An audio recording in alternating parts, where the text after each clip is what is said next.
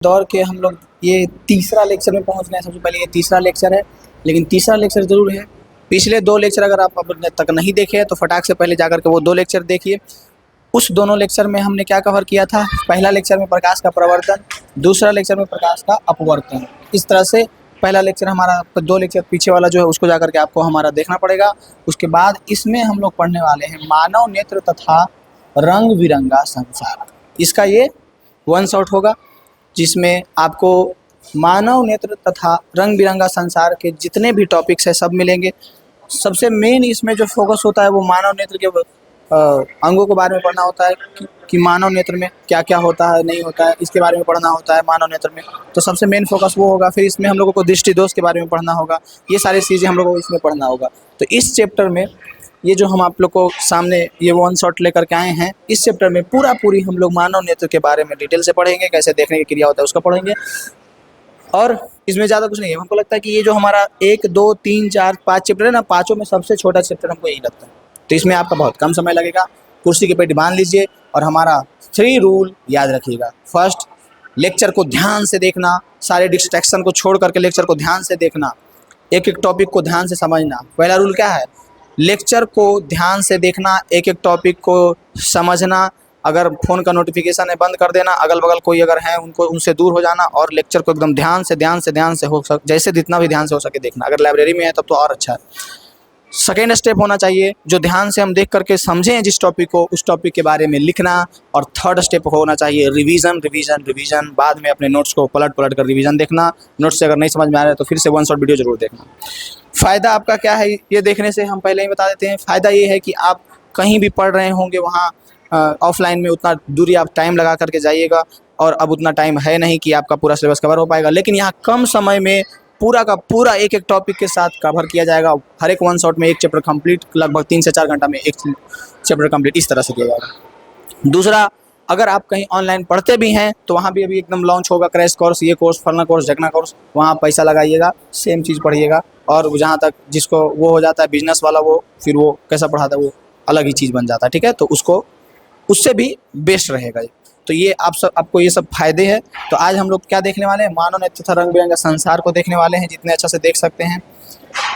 हमारा जो आँख है वो बाहर से देखते हैं हम लोग, हाँ, अंदर उसके अंदर झाँक करके अभी आप लोग 10th में पहुँचे हैं अभी तक तो कंफर्म है कि मानव नेत्र को अंदर से नहीं ये देखे होंगे। फोटो वोटो में थोड़ा मोड़ा अभी पढ़ रहे हैं तो देखेंगे, या कभी नहीं देखे होंगे। तो मानव नेत्र को जब बाहर से देखते हैं तो कैसा दिखता है हम लोगों को? देखिए, ध्यान से देखिए, मेरा ही आँख देख लीजिए। तो मानव नेत्र को जब देखते हैं तो अगर ऐसा ही रफली बताया जाए तो कुछ वाइट दिखता है और कुछ इधर ब्लैक दिखता है, और बीच में ये वाला जो पार्ट होता है, ये वाला, ये किसी का ब्राउन होता है, ये किसी का पूरा ब्लैक होता है, मतलब ब्लू होता है। ये कलर चेंज रहता है। आई का कलर देखे होंगे, ऐसा होता है। तो अगर हम बात करें कि आँख के बारे में, मानव नेत्र के बारे में, तो हम लोग कह सकते हैं कि मानव नेत्र प्रकृति के द्वारा दिया गया एक बहुत ही अनोखा उपहार है।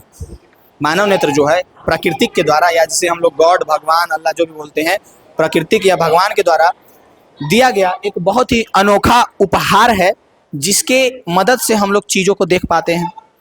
इमेजिन कीजिए एक दुनिया, जिस दुनिया में अगर एक भी आँख वाला आदमी नहीं हो और सब बिना आँख के हो। बताइए फिर वहाँ पे क्या सिचुएशन क्रिएट होगा? अगर उसको कंपेयर करें हम लोग से, एक ऐसा दुनिया जहाँ आँख ही नहीं है, सब कुछ है बस आँख ही नहीं है, और हम लोग का दुनिया, तो उससे कितना बेहतर है। क्योंकि हम लोग हर एक चीज़ों को देख करके उसको हम लोग फील कर सकते हैं, लेकिन जहाँ नहीं रहेगा वो कान से बस सुन करके फील करेगा। तो सुन करके फील करना और देख करके फील करना बहुत अंतर है। कितना ये अच्छा चीज़ है, इसको आप फील कर पा रहे होंगे। तो मानव एक नेत्र एक प्रकृति के द्वारा दिया गया बहुत ही खूबसूरत उपहार है, जिसकी मदद से हम इस रंग बिरंगे संसार का लुत्फ़ उठा पाते हैं, बहुत चीज़ों का लुत्फ़ उठा पाते हैं। तो वो मानव नेत्र के द्वारा। मानव नेत्र के हम लोग पार्ट्स के बारे में पढ़ेंगे। उसमें सबसे पहले हम लोग को स्क्लेरा डेंटिपटल पढ़ना है, फिर कॉर्निया पढ़ना है कि कॉर्निया आँख में कहाँ होता है, कोराइड पढ़ना है, आइरिस पारितारिका जिसका नाम है, पुतली या नेत्रोज सिलेरी पेशियाँ पढ़ना है। उसके बाद हम लोगों को नेत्र लेंस, दृष्टिपटल, रेटिना, पीत बिंदु, अंध बिंदु, ये 10 जो अभी हम यहाँ पे पॉइंट दिखाए हैं आप लोगों को, ये 10 पॉइंट हम लोगों को आँख के भाग के बारे में पढ़ना है। ये 10 पॉइंट हम लोगों को आँख के भाग के बारे में पढ़ना है। जब आप एक आँख को ध्यान से देखिएगा ऊपर से, तो ये तो बस ऊपर से दिखेगा, लेकिन उसके अंदर से आँख के क्या क्या पार्ट होते हैं उसके बारे में हम लोगों को पढ़ना है। सबसे पहला है स्क्लेरा, या उसी को कहते हैं दृढ़ पटल। स्क्लेरा या दृढ़ पटल बहुत ही आसान है। स्क्लेरा या दृढ़ पटल, आप जैसे कि किसी का भी आँख देखते हैं तो आपको व्हाइट वाला पार्ट दिखता होगा, ये व्हाइट वाला पार्ट, इसी को कहते हैं इधर इधर इधर, इसी को कहते हैं स्क्लेरा या दृढ़ पटल। मानव नेत्र का सबसे ऊपरी परत होता है स्क्लेरा या दृढ़ पटल। ये क्या होता है? मानव नेत्र सबसे ऊपरी परत को, मानव नेत्र के सबसे ऊपरी परत को स्क्लेरा या दृढ़ पटल कहते हैं। और चलते चलते एक और बात हम आपको बता देते हैं, जो पढ़ा रहे हैं ये पीडीएफ अगर आपको चाहिए है तो हमारा टेलीग्राम चैनल है जिसका नाम है अमित गौरव एडुकेशन। अमित गौरव एडुकेशन, फटाक से अगर जा करके इसको टेलीग्राम चैनल को ज्वाइन कर लीजिएगा। अगर टेलीग्राम नहीं समझ में आ रहा है क्या होता है नहीं होता है, नहीं ज्वाइन हो पाइएगा, नहीं सर्च होने पे आ रहा है, तो हमारा नंबर है 8298614113। इस पे मैसेज कीजिएगा, आपको एक ग्रुप में जोड़ा जाएगा अमित गौरव एडुकेशन के नाम से। उसमें आपको ये सारी नोट्स, सारी चीज़ें वहाँ पे अवेलेबल होगी। ठीक है, तो दृढ़ पटल किसको कहते हैं? अब देखिए इसका तरीका बताते हैं, क्योंकि हम सिर्फ पढ़ाते नहीं हैं, पढ़ाने के साथ हम आपके दर्द को समझते हैं कि क्या प्रॉब्लम होता है स्टूडेंट को, कब क्या चीज़ नहीं समझ में आ रहा है और क्यों नहीं आ रहा है, और किस चीज़ को कैसे बताया जाए कि समझ में आ रहा है। तो इसको पढ़ने का तरीका ये है कि ये बस एक, जैसे कि अब किसी का हाथ है, हमारा शरीर का अंग है एक हाथ, हमारे शरीर का एक अंग है हाथ, तो हाथ को याद रखना है। तो हाथ को याद रखेंगे कि नहीं, कि ये जो है गला के नीचे बाजू में 2 हाथ होते हैं, हाथों में कुछ अंगुलियां होती हैं, ये पेट की तरफ ऐसे लटका हुआ रहता है। हाथ के बारे में बता दिए कि ये हाथ ऐसे ऐसे होता है।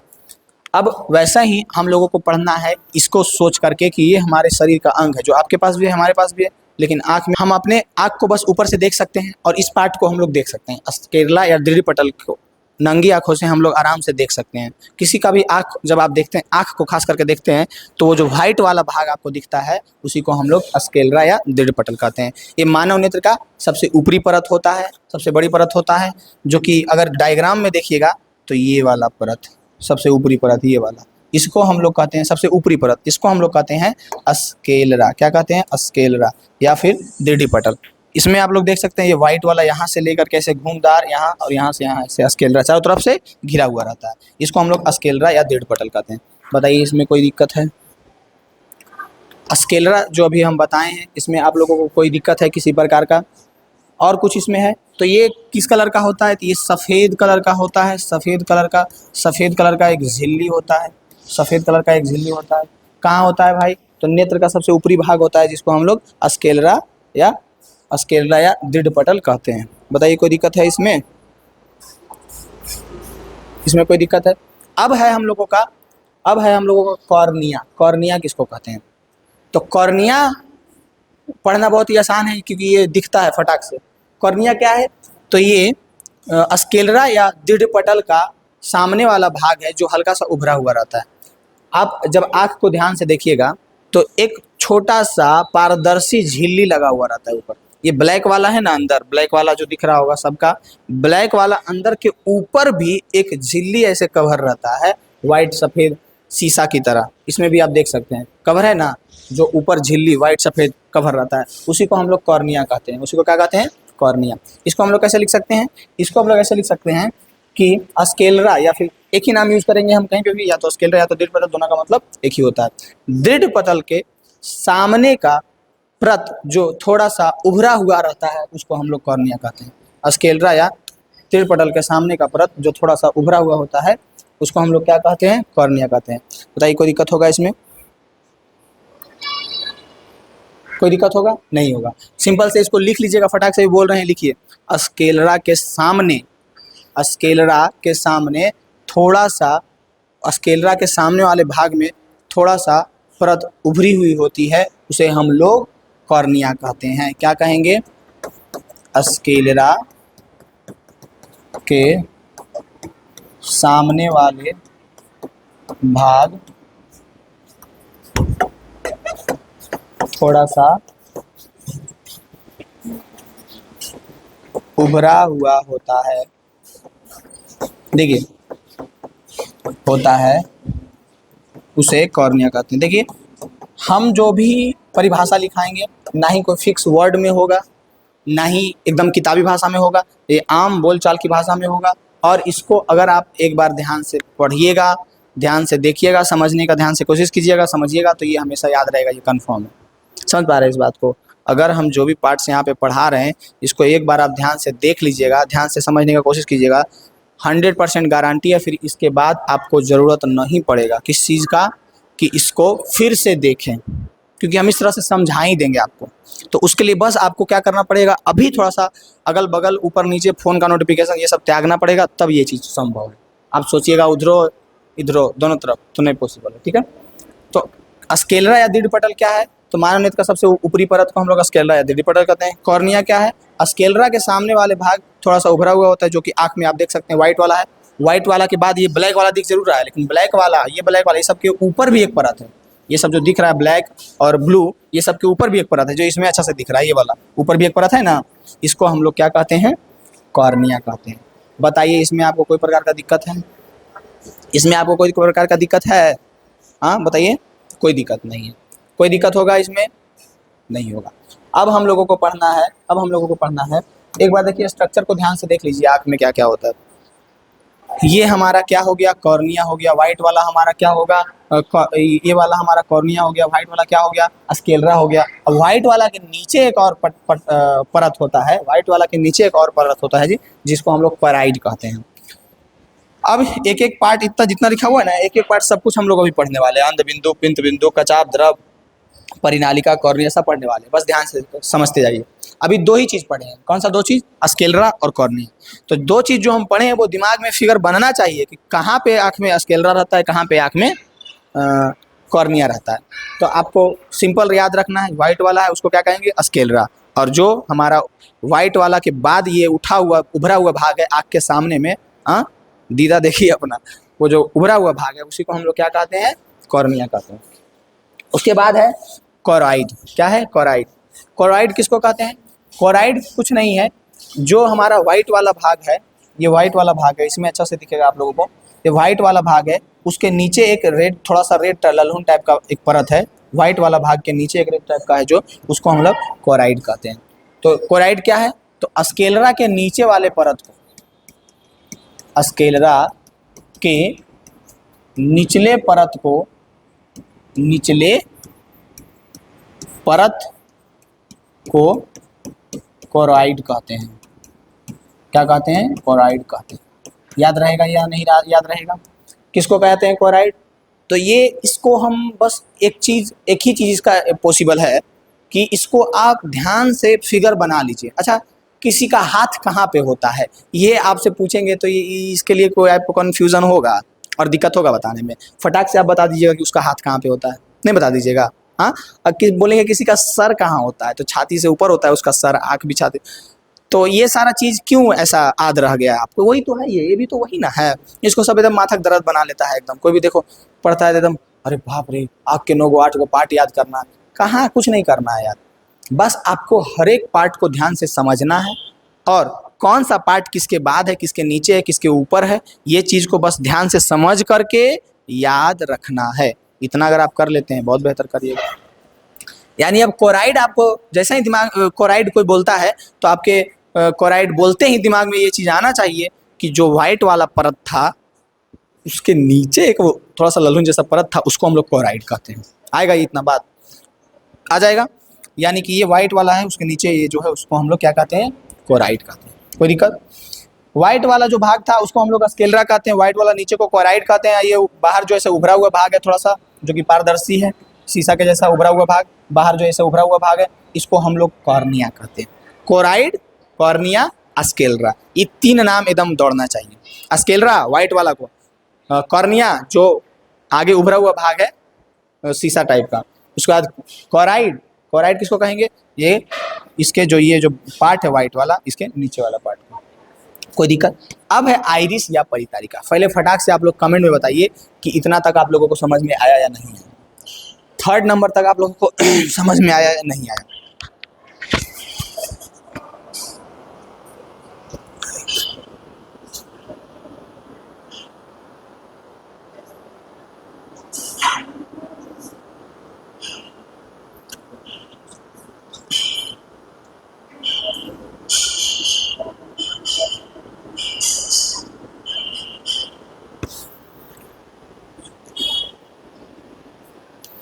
अब बहुत ही सिंपल है, देखिए अब हम लोग पढ़ रहे हैं आइरिस या परितारिका। आइरिस या परितारिका, तो आइरिस किस है? कुछ नहीं है। अभी हम लोग कॉर्निया पढ़े हैं ना, कॉर्निया, कॉर्निया ये ऊपर जो उभरा हुआ भाग होता है, तो कॉर्निया के नीचे ये जो हम लोग का व्हाइट वाला ये कॉर्निया है, इसके नीचे ये जो कॉर्निया है, इसके नीचे ये जो छिद्र पट है, इसी को हम लोग आइरिस या परितारिका कहते हैं।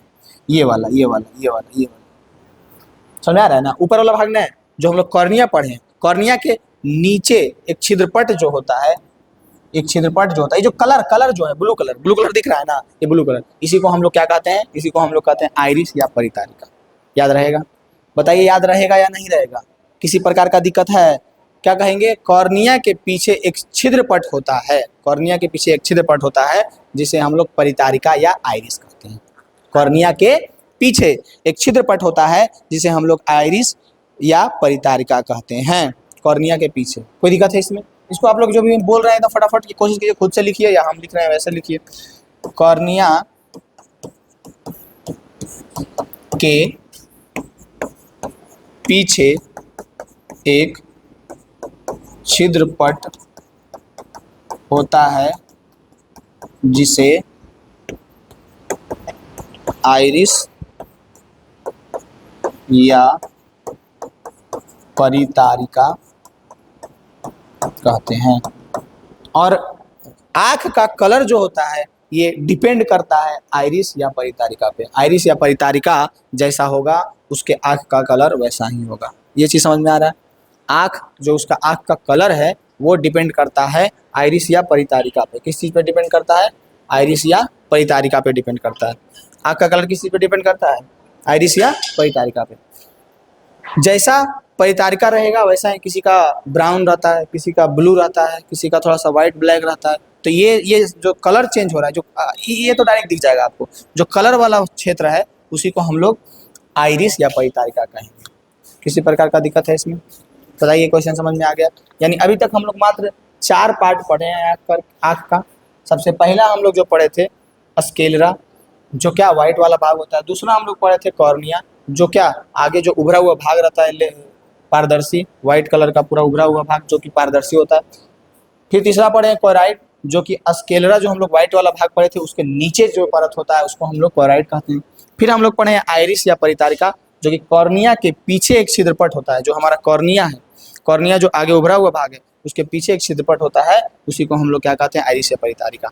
अगर कोई पूछेगा या क्वेश्चन आ गया कि आँख का कलर आँख के किस भाग को कहते हैं और किस भाग पे डिपेंड करता है, किस भाग से के अनुसार होता है, तो आँख का कलर जो है वो रहेगा किसके अनुसार?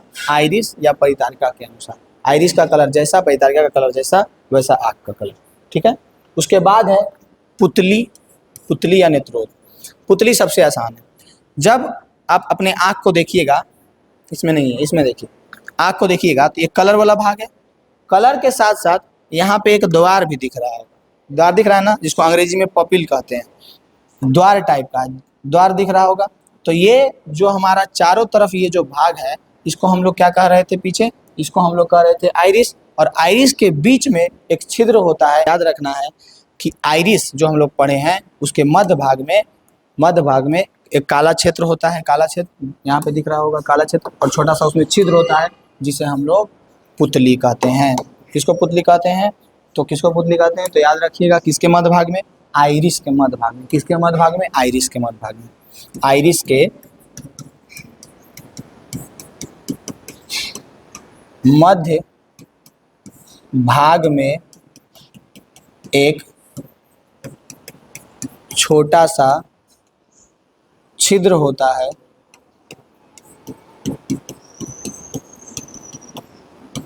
जिसे पुतली या नेत्रोद कहते हैं। बताइए पुतली या नेत्रोद में कोई दिक्कत होगा? पुतली या नेत्रोद किसको कहते हैं? सिंपल है, बहुत सिंपल है कि जो हम पीछे आइरिस या परितारिका पढ़े हैं उसके मध्य भाग में एक छोटा सा छिद्र होता है, उसे हम लोग क्या कहते हैं? पुतली कहते हैं। छोटा सा छिद्र होता है, काला टाइप का जो मध्य भाग है, बीच में काला दिखता है, और वो काला इसीलिए दिखता है क्योंकि उसमें कोई भी रंग का प्रवर्तन नहीं कर पाता है वो पुतली, इसीलिए वो काला दिखता है। अब हम लोग का है सिलियरी पेशिया। तो सिलियरी पेशिया क्या है? तो सिलियरी पेशिया भी इसी से रिलेटेड चीज़ है। किससे? परितारिका से या फिर आइरिस से। आइरिस यहाँ पे है, ये वाला हमारा आइरिस है, ये वाला हमारा आइरिस है, इधर इधर एकदम पूरा आँखी का चित्र है, ये वाला हमारा आइरिस है। ये आइरिस के पीछे ही आइरिस के पीछे ही एक मांस होता है, मांसपेशी की टाइप के, उसको हम लोग कहते हैं सिलियरी पेशियाँ, जिसका मुख्य काम है, यानी सिंपल आपको याद रखना है कि आइरिस के पीछे वाले परत को, आइरिस के पीछे वाले परत को सिलियरी पेशियाँ कहते हैं, जो नेत्र लेंस को, आँख का जो लेंस है उसको लटका करके लगता है। मुख्य काम इसी का है, जो नेत्र लेंस को लटका कर रखता है। जो क्या काम करता है? नेत्र लेंस को लटका करके रखता है। सिंपल आपको याद रखना है अब कि सिलियरी पेशिया क्या है? आइरिस के पीछे वाला एक परत है जो आइरिस के पीछे वाला एक परत है जो इसको मतलब कि जिसका काम क्या है? जिसका काम है लेंस को लटका करके रखना। समझ में आ रहा है? जिसका काम है लेंस को लटका करके। आइरिस के पीछे वाले परत को सिलियरी पेशिया कहते हैं, जो कि नेत्र को लटका करके रखता है।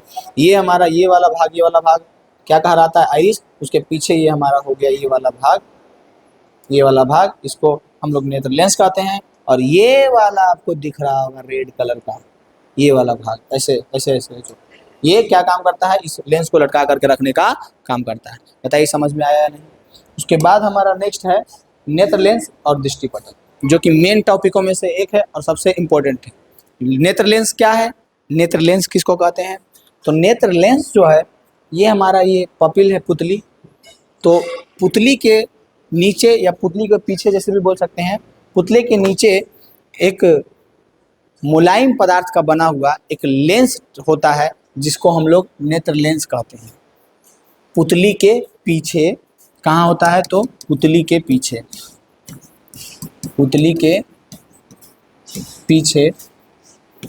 एक मुलायम पदार्थ का लेंस होता है, लेंस लटका होता है, जिसे क्या कहते हैं हम लोग? नेत्र लेंस कहते हैं। और मेन जो है इसी का काम है, हम लोग किसी वस्तु को देख पा रहे हैं तो ये मेन किसका काम है? लेंस का ही काम है। बताइए कोई दिक्कत है इसमें? किसी प्रकार का दिक्कत है? तो ये इसका मतलब स्ट्रक्चर आप कैसे बताइएगा? सिलियरी मांसपेशियों से लटका हुआ, ऐसे भी बोल सकते हैं कि सिलियरी मांसपेशियों से लटका हुआ एक पारदर्शी मुलायम पदार्थ का बना हुआ लेंस होता है, जिसको हम लोग नेत्र लेंस कहते हैं। बताइए किसी प्रकार का दिक्कत होगा इसमें? बताइए कोई दिक्कत है?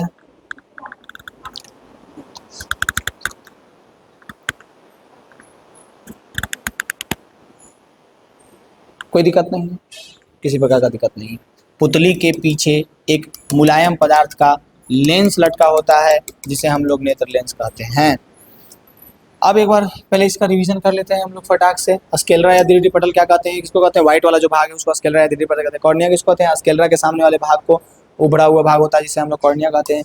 उसके बाद नेक्स्ट कोराइड किसको कहते हैं? स्क्लेरा के निचले वाला परत को हम लोग कोराइड कहते हैं। इसको इमेजिन करते जाइएगा, दिमाग में इमेज बनाते जाइएगा कहाँ पे होता है। आइरिस या परितारिका किसको कहते हैं? कॉर्निया के पीछे एक छिद्रपट होता है जिसे हम लोग आइरिस या परितारिका कहते हैं। आइरिस के मध्य भाग में एक छोटा सा छिद्र होता है जो ब्लैक कलर का होता है, उसको पुतली या नेत्रोद कहते हैं। सिलियरी पेशिया किसको कहते हैं? तो आइरिस के पीछे वाले परत को सिलियरी पेशिया कहते हैं, जिसका काम है नेत्र लेंस को लटका करके रखना। फिर नेत्र लेंस किसको कहते हैं? तो यहाँ पे तो सिलेरी पेशिया में लटका हुआ एक मुलायम पारदर्शी पदार्थ होता है जिसको हम लोग लेंस कहते हैं। सिलेरियो पेशिया से लटका हुआ एक मुलायम पारदर्शी पदार्थ होता है जिसको हम लोग लेंस, नेत्र लेंस कहते हैं। दृष्टिपटल क्या है? तो दृष्टिपटल या जिसको हम लोग रेटिना के नाम से जानते हैं, ये जो है आंख के सबसे भीतरी भाग जहाँ पे प्रतिबिंब बनता है। आंख का सबसे भीतरी भाग, सबसे भीतरी भाग को रेटिना कहते हैं। आँख के सबसे भीतरी भाग को रेटिना कहते हैं। आँख में सबसे ऊपर जो हमारा स्क्लेरा था, उसके बाद जो हमारा कोराइड था, उसके सबसे लास्ट में अंत में ये वाला जो भाग है इसको हम लोग रेटिना कहते हैं। क्या कहते हैं? रेटिना। और किसी भी वस्तु का प्रतिबिंब कहाँ पे बनता है? रेटिना पे ही बनता है। और साथ में ये भी आपको हम बताते हैं और याद रखना है, जो कि अभी आगे बहुत बार रिपीट भी करेंगे, ध्यान रखिएगा इस बात को, कि हम किसी वस्तु को जैसे देख पाते हैं, जैसे आप हमको देख पा रहे हैं, तो मेरा इमेज सबसे पहले तो प्रकाश मेरे से अपवर्तित हो रहा है और आपके पास पहुंच रहा है। हाँ, मतलब मेरे से नहीं हो रहा है, रियली में आपके फ़ोन से हो रहा है। लेकिन ऐसा एज्यूम कीजिए कि मेरे सामने है आप, तो मेरे से प्रकाश परावर्तित हो रहा है और आपके आँख तक पहुँच रहा है। तो आँख में लेंस से जब अपवर्तन हो रहा है, परावर्तन हो रहा है, उसके बाद वो जा रहा है रेटिना पे। कहाँ पे जा रहा है? रेटिना पे। तो रेटिना पे जो हमारा प्रतिबिंब बन रहा है, आपको ध्यान रखना है हमेशा के लिए, वो उल्टा प्रतिबिंब बनता है। अगर कोई पूछेगा कि आँख के किस भाग पे प्रतिबिंब बनता है, तो रेटिना पे। रेटिना पे कैसा प्रतिबिंब बनता है? तो उल्टा बनता है। यानी कि रेटिना पर जो प्रतिबिंब है ना, वो मेरा ऐसे बन रहा होगा, हम ऐसे ना ऐसे ऐसे बन रहा होगा। लेकिन जब रेटिना पे प्रतिबिंब बना, उसको ये जो नर्व्स हैं वो भेजते हैं दिमाग में। तो दिमाग में जाते जाते, दिमाग में जब पहुंच जाता है, तो ये हम लोगों को सीधा देखने के लिए प्रतीत होता है। ऐसा प्रतीत होता है सीधा, मतलब ये चेंज करते रहता है। तो ये दिमाग का काम होता है। लेकिन रियल में जो प्रतिबिंब बनता है रेटिना पे, वो बनता है उल्टा। समझ में आ रहा है? तो रेटिना किसको कहते हैं? आँख का सबसे भीतरी भाग को रेटिना कहते हैं, जिस पे किसी भी वस्तु का प्रतिबिंब बनता है। कोई दिक्कत है इसमें? बताइए, किसी प्रकार का दिक्कत है? एकदम आप लोग इस तरह से फील कीजिए, अभी पढ़ा रहे हैं तो फटाफट कमेंट करते जाइएगा। अभी एकदम आप कमेंट करते जाना है, तभी पढ़ने में भी आपको मज़ा आएगा कि हम जवाब दे रहे हैं, और पढ़ाने में भी मज़ा आएगा। ठीक ना? तो आपको कमेंट जरूर करते जाना है। पे कुछ उठा हुआ भाग होता है, उठा हुआ भाग होता है जिसे पीत बिंदु कहते हैं। पीत बिंदु कहते हैं, जिसे क्या कहते हैं? पीत बिंदु। कहाँ पे होता है ये? रेटिना पे ही। रेटिना पे ही एक छोटा सा उठा हुआ भाग जैसा होता है, जिसे हम लोग पीत बिंदु कहते हैं। और पीत बिंदु के कुछ नीचे ही एक और बिंदु होता है, जिसे हम लोग अंध बिंदु कहते हैं। और अंध बिंदु पे, ये रेटिना पे ही होता है दोनों। अंध बिंदु पे कोई भी जब प्रतिबिंब बनता है, तो वो मस्तिष्क को अनुभूति नहीं होता है। तो अंध बिंदु कहाँ होता है? यहाँ पे अगर आप लोग देख पा रहे होंगे इस चीज़ को, तो ये रेटिना है। रेटिना पे एक उठा हुआ भाग है, उसी को हम लोग क्या कहते हैं? अंध बिंदु। और उसी पे एक, उसके ऊपर अंध बिंदु नीचे, और उसी के ऊपर एक होता है जिसको हम लोग पीत बिंदु कहते हैं। रेटिना पे यहाँ पे अगर आप लोग को देख पा रहे होंगे तो, और उसी के नीचे होता है अंध बिंदु। समझ में आया? इसको कैसे लिखिएगा? इसको लिखिएगा कि अंध बिंदु के नीचे, अंध बिंदु के नीचे ही एक और बिंदु होता है, जिसे अंध बिंदु कहते हैं। जिसे अंध बिंदु कहते हैं। याद रहेगा किसको कहते हैं? अंध बिंदु। तो जो हमारा पीत बिंदु होता है, उसके नीचे ही, फिर से वही लिखा गया ना, कोई बात नहीं, ये ध्यान दीजिएगा। यहाँ पे पीत बिंदु, कौन सा बिंदु? पीत बिंदु। पीत बिंदु के नीचे ही एक और बिंदु होता है, जिसे हम लोग क्या कहते हैं? अंध बिंदु कहते हैं। जिसे हम लोग अंध बिंदु कहते हैं।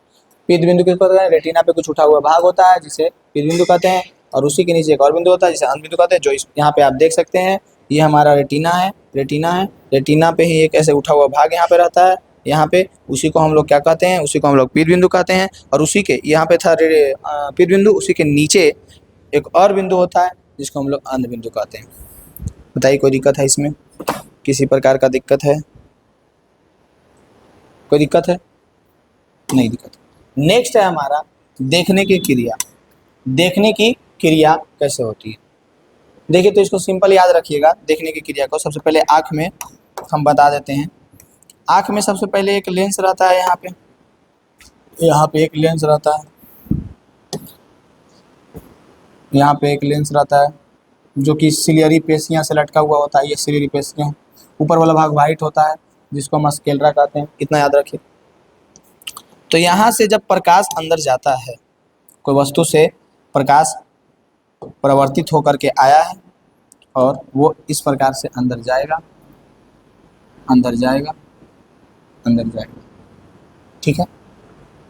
तो जो हमारा वस्तु होता है, इसको याद रखिएगा। अगर हम यहाँ पे एक वस्तु बना लेते हैं, आप अभी हम जो बता रहे हैं ना उसको खाली ध्यान में रख लीजिए ना, बाकी आपको कोई समझने की जरूरत नहीं पड़ेगा कि हम कोई भी वस्तु को कैसे देख पाते हैं। समझ लीजिए यहाँ पे एक वस्तु है, ठीक है, और इसका प्रतिबिंब जो है, इसका प्रतिबिंब बना है अंदर में रेटिना पे। कहाँ पे बना है? रेटिना पे। यहाँ पे एक वस्तु है, इस वस्तु का प्रतिबिंब बना रेटिना पे, जो कि उल्टा ही बनेगा। तो ये क्या होता है? सिंपल सा फंडा है कि लेंस से होकर के इसका प्रकाश ऐसे गया।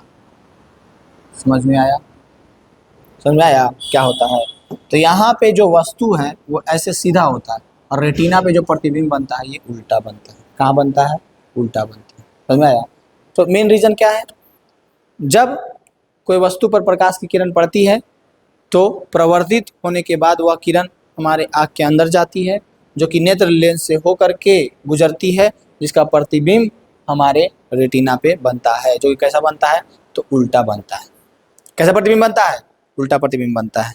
किसी प्रकार का दिक्कत है?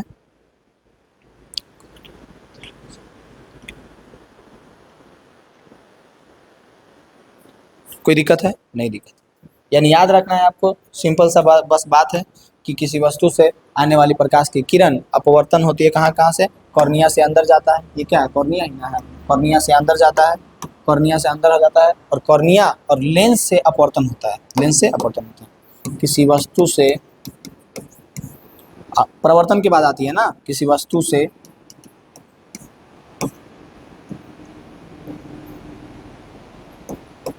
आने वाली प्रकाश की किरण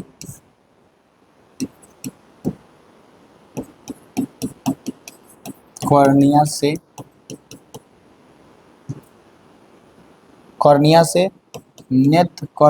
नेत्र लेंस से, कॉर्निया से अंदर जाएगा और नेत्र लेंस क्या करेगा? नेत्र लेंस अपवर्तन करेगा। नेत्र लेंस से अपवर्तन के बाद, नेत्र लेंस से अपवर्तन के बाद रेटिना पर प्रतिबिंब बनाती है। याद रहेगा? बिल्कुल याद रहेगा। अब प्रतिबिंब के बारे में बस इतना याद रखना है कि प्रतिबिंब जो रेटिना पे बनता है वो उल्टा बनता है। कैसे बनता है भैया? उल्टा बनता है। कोई दिक्कत है इसमें? तो सिंपल याद रखना है, उल्टा बनता है और वास्तविक बनता है। कहाँ पे? रेटिना पे प्रतिबिंब जो बनता है। इसके बाद हम लोगों को पढ़ना है तीव्र प्रकाश से कम प्रकाश में जाने पर वहाँ वस्तुओं को सुस्पष्ट देखने में कुछ समय लगता है। क्यों? ये चीज़ आप लोग रियल लाइफ में हमेशा फील करते होंगे कि जब एकदम बहुत ज़्यादा धूप में आप हैं, फिर रूम के अंधेरे में गए हैं तो आप लोगों को दिखाई नहीं देगा। अंधेरा भी नहीं है, रूम में बस नॉर्मल लाइट है, लेकिन आप बहुत ज़्यादा धूप से जब जाइएगा रूम में तो वो आपको दिखाई नहीं देगा। तो ऐसे डायरेक्ट इसको भी ऐसे भी बोल सकते हैं, जब धूप से आप एकदम छाँव में जाइएगा तो आपको वस्तु दिखाई नहीं देगा। क्यों नहीं दिखाई देता है? पूरा अंधेरा अंधेरा टाइप का दिखेगा नहीं। तो इसका मेन रीज़न होता है पुतली। क्या रीज़न होता है? पुतली। कि जब हम अधिक प्रकाश में जाते हैं तो पुतली सिकुड़ करके छोटा हो जाती है। जब हम अधिक प्रकाश में जाते हैं तो पुतली सिकुड़ करके छोटा हो जाती है, लेकिन वहीं पे जब हम लोग कम प्रकाश में जाते हैं तो पुतली फैलती है। तो फैलने में जो समय लगती है, फैलने में तो समय लगेगा ना, उसी के कारण हम लोगों को देखने में क्या सुस्पष्ट देखने में कष्ट होता है, समय लगता है। तो इसको लिखेंगे, क्वेश्चन है कि तीव्र प्रकाश से कम प्रकाश में जाने पर वहाँ वस्तुओं को सुस्पष्ट देखने में कुछ समय लगता है, क्यों? तो लिखेंगे तीव्र प्रकाश। देखिए आप लोगों को आंसर लिखने सिखाते हैं, कैसे सुंदर से लिखिएगा। पहले मेन है कि जो हम बोल रहे हैं क्या उसको समझ पाए हैं, पहले कॉन्सेप्ट को समझ जाइए और खुद से फिर वर्ड्स बना करके लिखिए। हम जो बोल पा रहे हैं उसको आप समझ पाए हैं, हम क्या बोल रहे हैं? सिंपल सा तो रीजन है। इसका रीजन क्या है? पुतली है। जो पुतली होता है यहाँ पे, ये पुतली है इसका रीजन, ये वाला पुतली दिख रहा होगा, ये पुतली इसका रीजन है। तो पुतली क्या होता है, जब हम लोग, रीजन यह है कि जब हम लोग अधिक प्रकाश में जाते हैं तो हमारा जो पुतली है वो सिकुड़ जाता है, तो ठीक ना, थोड़ा सा सिकुड़ जाता है। लेकिन जब कम प्रकाश में आएंगे, क्योंकि वो बहुत ज़्यादा उसको प्रकाश मिल रहा है, तो सिकुड़ेगा तब ना, वो अपना काम भरी प्रकाश लेगा, ज़्यादा नहीं लेगा, फिर सिकुड़ जाता है। लेकिन जब हम लोग कम प्रकाश में जाते हैं तो उसको फैलना है, तो फैलने में कुछ समय लग जाता है, जिसके कारण हम लोगों को सुस्पष्ट देखने में दिक्कत होता है और देखने में समय लगता है। इसको हम लोग लिखते हैं, ऐसा हुआ होगा, सबके साथ होता है। अभी भी आप बहुत ज़्यादा धूप से डायरेक्ट जाइए ना रूम में, तो ऐसा होगा। तीव्र प्रकाश से, यहाँ पे काम हो गया, कम प्रकाश में जाने पर वहाँ वस्तुओं को स्पष्ट देखने में कुछ समय लगता है, क्योंकि जब हम तीव्र प्रकाश में जाते हैं, जब हम तीव्र प्रकाश में जाते हैं तो हमारी आँख का पुतली सिकुड़ जाती है, जिसे फैलने में समय लगती है, जिसे फैलने में समय लगती है, जिसे फैलने में समय लगती है। इसीलिए हम लोग तीव्र प्रकाश से जब कम प्रकाश में जाते हैं तो हम लोगों को देखने में समय लगता है। ये रीजन तो ऊपर ही लिख दिए हैं, सिंपल है। तीव्र प्रकाश से कम प्रकाश में जाने पर वहाँ वस्तुओं को स्पष्ट देखने में कुछ समय लगता है, क्योंकि जब हम यहाँ पे जब तीव्र प्रकाश में जाते हैं तो हमारी आँख की पुतली सिकुड़ जाती है, जिसे फैलने में समय लगती है। सिंपल सा। इसी को बहुत तरीका से आप लिख सकते हैं। इसी को लिख सकते हैं, ये यहाँ पे हम पहले ये वाला यूज़ किया ना, इसको नहीं लिखेंगे, पहले लिखेंगे, सुन लीजिए मेरे बात, समझ लीजिए कैसे कैसे लिखना। या फिर पहले लिखेंगे हम लोग कि हमारी आँख की पुतली जब तीव्र प्रकाश में जाती है तो सिकुड़ जाती है, और पुनः जब कम प्रकाश में आती है तो उसे फैले बिना तो हम देख नहीं सकते हैं, उसे फैलने में समय लगती है, जिसके कारण हम लोगों को देखने में समय लगता है। समझ में आया? क्योंकि बिना पुतली के फैले देखने की क्रिया तो हो नहीं सकती, इसीलिए याद रहेगा। ये वाला जो भाग है इसको हम लोग पपिल या पुतली कहते हैं, याद रहेगा या नहीं? ये वाला भाग, किसी प्रकार का दिक्कत होगा इसमें? नहीं ना होगा दिक्कत। उसके बाद है हम लोगों का नेक्स्ट पॉइंट है हमारा दूर बिंदु किसको कहते हैं, निकट बिंदु किसको कहते हैं, समंजन क्षमता किसको कहते हैं, और सुस्पष्ट की न्यूनतम दूरी क्या होती है। ये दो नंबर के लिए बहुत ही रामबाण क्वेश्चन है, इसलिए सबको एक में हम कर दिए हैं, और बहुत ही इंपॉर्टेंट क्वेश्चन है। इतना इंपॉर्टेंट है कि आप सोच नहीं सकते हैं। समझना है वो भी इंपॉर्टेंट है, और एग्जाम के लिए भी बहुत ज़्यादा महत्वपूर्ण है। सबसे पहला क्वेश्चन है कि दूर बिंदु किसको कहते हैं। आँख का दूरबिंदु, सिर्फ दूरबिंदु नहीं, आँख का दूरबिंदु, नेत्र का दूरबिंदु किसको कहते हैं? तो नेत्र का दूरबिंदु उसको कहते हैं जहाँ तक हम लोग वस्तु को देख सकते हैं। आप लोग देखिए, अपने आँख से आप लोग देखिए और देखिए कि आप कहाँ तक देख सकते हैं। जहाँ तक आप देख सकते हैं वही आपके आँख का दूरबिंदु है। तो ये एक स्वस्थ नेत्र का दूरबिंदु जो है वो अनंत तक होता है। बहुत सिंपल है। वह दूरतम बिंदु जिस तक कोई नेत्र वस्तुओं को सुस्पष्ट देख सकता है वह नेत्र का दूरबिंदु कहलाता है। सामान्य नेत्र के लिए यह अनंत दूरी पर होती है। सिंपल है, बहुत सिंपल है, कोई दिक्कत है इसमें? अगर क्वेश्चन आ गया कि मानव नेत्र का दूरबिंदु क्या है, तो आपको वहाँ सुंदर से लिखना है कि वह दूरतम बिंदु, वह दूरस्थ बिंदु, ये सब वर्ड यूज कीजिए। वह दूरस्थ बिंदु, वह दूर से दूर बिंदु जहां तक एक सामान्य आंख देख सकती है वही नेत्र का दूर बिंदु कहलाती है। जो कि सामान्य आंख का दूर बिंदु कहाँ तक देख सकती है? अनंत तक देख सकती है। आप बोलिएगा कि कैसे अनंत तक कहाँ देख रहे हैं? हम तो ऐसे देख रहे हैं जैसे कि हम देख रहे हैं यहाँ, अभी बिहार में है, बिहार से हमको दिल्ली देखना है, तो दिखेगा दिल्ली? नहीं दिखेगा। तो बोलिएगा हाँ अनंत तक देख सकते हैं, तो वो काहे नहीं दिख रहा है? तो वो कहाँ से दिखेगा? बीच में तो बहुत सारा अपारदर्शी वस्तु है ना, इसीलिए। लेकिन आप ऊपर आसमान में देखिए, कोई अपारदर्शी वस्तु नहीं है, तो डायरेक्ट अनंत तक में है। स्टार कहाँ है? सितारा अनंत में है, तो वो दिख रहा है कि नहीं? तो अनंत तक देख सकते हैं। इसी से हम लोग यह कहेंगे कि अनंत तक देख सकते हैं। फिर है निकट बिंदु। निकट बिंदु है कि एक क्लोज पॉइंट भी है जहां तक वस्तु दिखेगा और उसके बाद जो है ब्लर होने लगेगा। देखिए ऐसे करके, अभी पेन या कुछ उठाइए, ऐसे देखिए देखिए देखिए देखिए, मतलब कि बहुत जब पास आ जाएगा तो ये क्या है? नहीं दिखने लगेगा, मतलब ब्लर हो जाएगा। तो ये कब होता है ऐसा? कितना दूरी पे होता है? तो ये जो है 25 सेंटीमीटर। जब अब आप आँख से 25 सेंटीमीटर दूरी तक नहीं लेके जाइएगा तो ये नहीं दिखेगा। सामने एकदम 25 सेंटीमीटर पर लाइएगा तभी दिखेगा, नहीं तो ब्लर दिखेगा। तो यही इसका होता है निकट बिंदु। वह न्यूनतम दूरी यानी वह कम से कम दूरी जिस पर रखी कोई वस्तु बिना तनाव के अत्यंत स्पष्ट देखी जा सकती है उसे नेत्र का निकट बिंदु कहते हैं। मतलब ब्लर नहीं दिखे, साफ दिखे, उसको हम लोग क्या कहते हैं? निकट बिंदु कहते हैं। बहुत सिंपल है या नहीं है? निकट बिंदु किसको कहते हैं? वह न्यूनतम दूरी जिस पर रखी कोई वस्तु बिना तनाव के अत्यधिक स्पष्ट देखी जा सकती है उसे नेत्र का निकट बिंदु कहते हैं। किसी प्रकार का दिक्कत है? किसी प्रकार का दिक्कत इस क्वेश्चन में? यानी कि इस प्रकार से अगर आप समझ जाइएगा और समझ करके वर्ड्स को ध्यान में रखिएगा और एग्जाम में लिख दीजिएगा तो फिर आपको ऐसा कोई नहीं होगा कि नंबर नहीं दे या फिर किसी प्रकार का दिक्कत हो।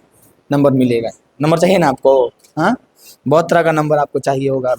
अभी बहुत तरह का नंबर चाहिए होगा, तो एग्जाम का नंबर जरूर मिल जाएगा जब पढ़ लीजिएगा तो वह न्यूनतम दूरी जिस पर रखी कोई वस्तु बिना तनाव के यानी कि ब्लर ना दिखे, स्पष्ट एकदम क्लीन दिखे, उसको हम लोग कहेंगे निकट बिंदु। अब बहुत ही इंपॉर्टेंट पॉइंट है समंजन क्षमता। समंजन क्षमता क्या है?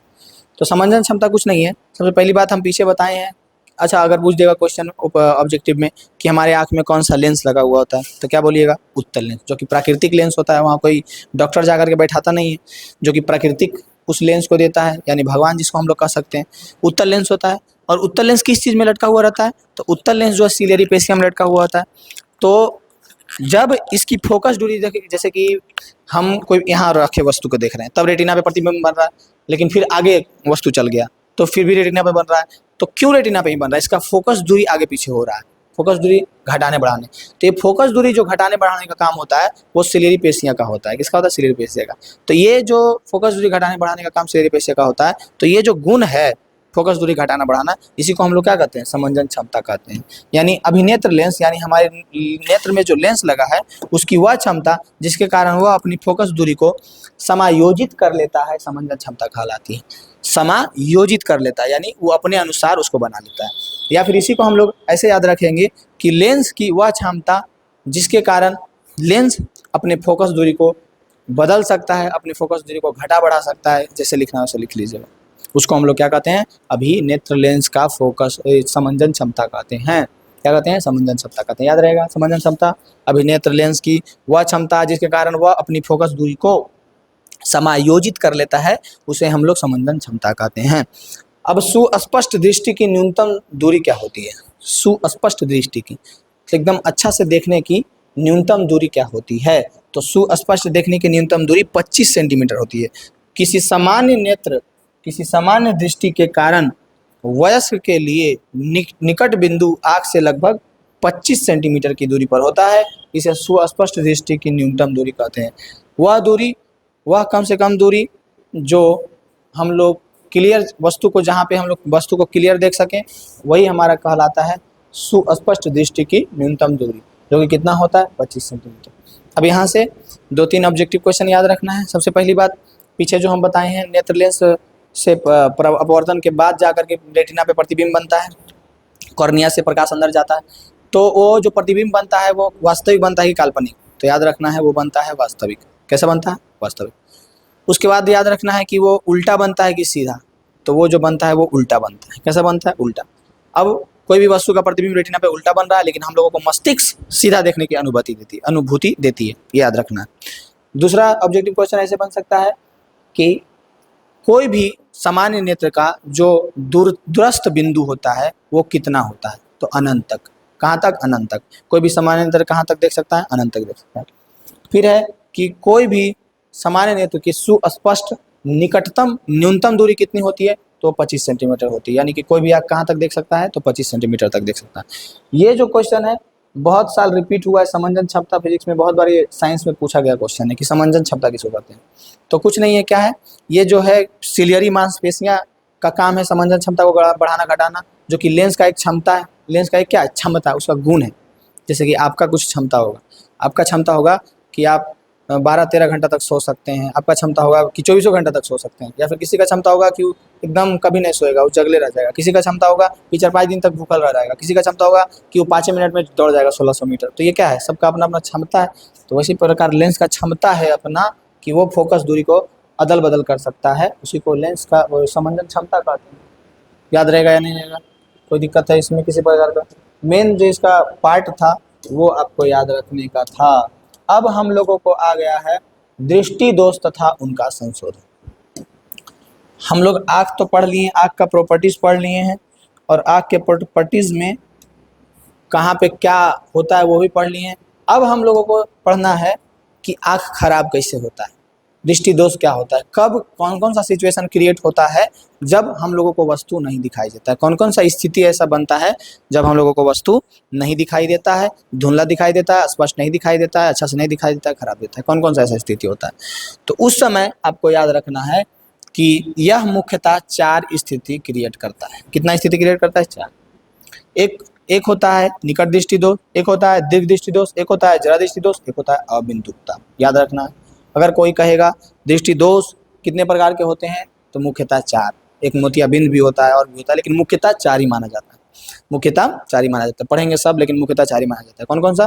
पहला निकट दृष्टि दोष, दूसरा दूर दृष्टि दोष, तीसरा जरा दृष्टि दोष, चौथा अबिंदुकता। और कौन सा दृष्टि दोष में कहाँ की वस्तु दिखाई देती है, कहाँ की नहीं देती है, ये आगे बहुत डिटेल से एकदम समझाएंगे। इसमें बहुत स्टूडेंट को कंफ्यूजन होता है। उसको पूछिए कि कौन सा दृष्टि दोष में दिखाई कहाँ का देता है, दूर का वस्तु कब दिखाई देता है, निकट का वस्तु कब दिखाई देता है, दूर का कब नहीं दिखाई देता है, निकट का कब नहीं दिखाई देता है। तो इसमें बहुत ज़्यादा कन्फ्यूजन रहता है। तो वो कन्फ्यूजन हम आपको एकदम अच्छा से दूर कर देंगे। दूसरा कन्फ्यूजन ये रहता है कि कौन सा दृष्टि दोष है तो कौन सा लेंस यूज होगा, ये भी कन्फ्यूजन एकदम अच्छा से दूर हो जाएगा। ये बहुत ही इंपॉर्टेंट टॉपिक है एक तरह से एग्जाम के लिए और समझने के लिए भी कि कौन कौन सा दृष्टि दोष आदमी को होता है। सबसे पहले हम लोग पढ़ते हैं कि निकट दृष्टि दोष क्या होता है।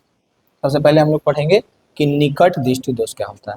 तो देखिए सिंपल है, इस दोष में व्यक्ति निकट रखी वस्तु को तो स्पष्ट देख सकता है, परंतु दूर रखी वस्तु को स्पष्ट नहीं देख पाता है। ऐसे दोष एक व्यक्ति को दूर अनंत पर ना होकर के क्षेत्र के पास आ जाता है। दोष उत्पन्न होने का कारण है अभिनेत्र लेंस का वक्र अत्यधिक होना, नेत्र गोलक का लंबा हो जाना। देखिए सबसे पहले यहाँ पे 4 दृष्टि दोष पढ़ाए हैं, इसमें से 2 है निकट दृष्टि दोष और दूर दृष्टि दोष। 2 क्या है?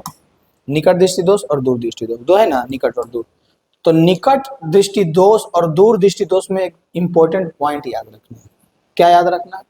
कि जब आपको दृष्टि दोष है निकट का, यानी कि आप निकट के वस्तु को देख सकते हैं, निकट के वस्तु को देख सकते हैं, देख पाना, लेकिन दूर के वस्तु को नहीं देख पाना, दूर के वस्तु को नहीं देख पाना, दूर के वस्तु को नहीं देख पाना। 10th का बहुत ही ये इंपॉर्टेंट टॉपिक है।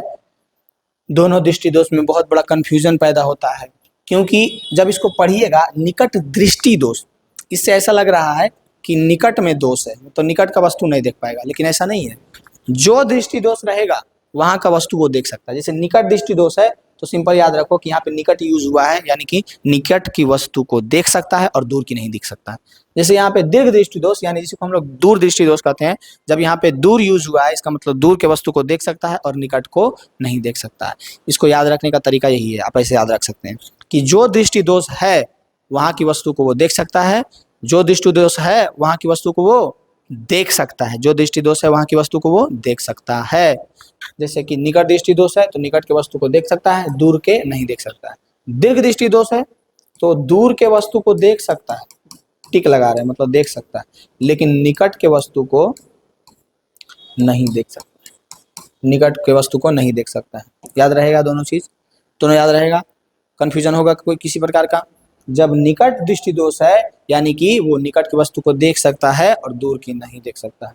जब दूर दृष्टि दोष है यानी कि दूर की वस्तु को देख सकता है और निकट की वस्तु को नहीं देख सकता है। बाकी फिर जरा दृष्टि दोष और अबिंदुकता बताएंगे।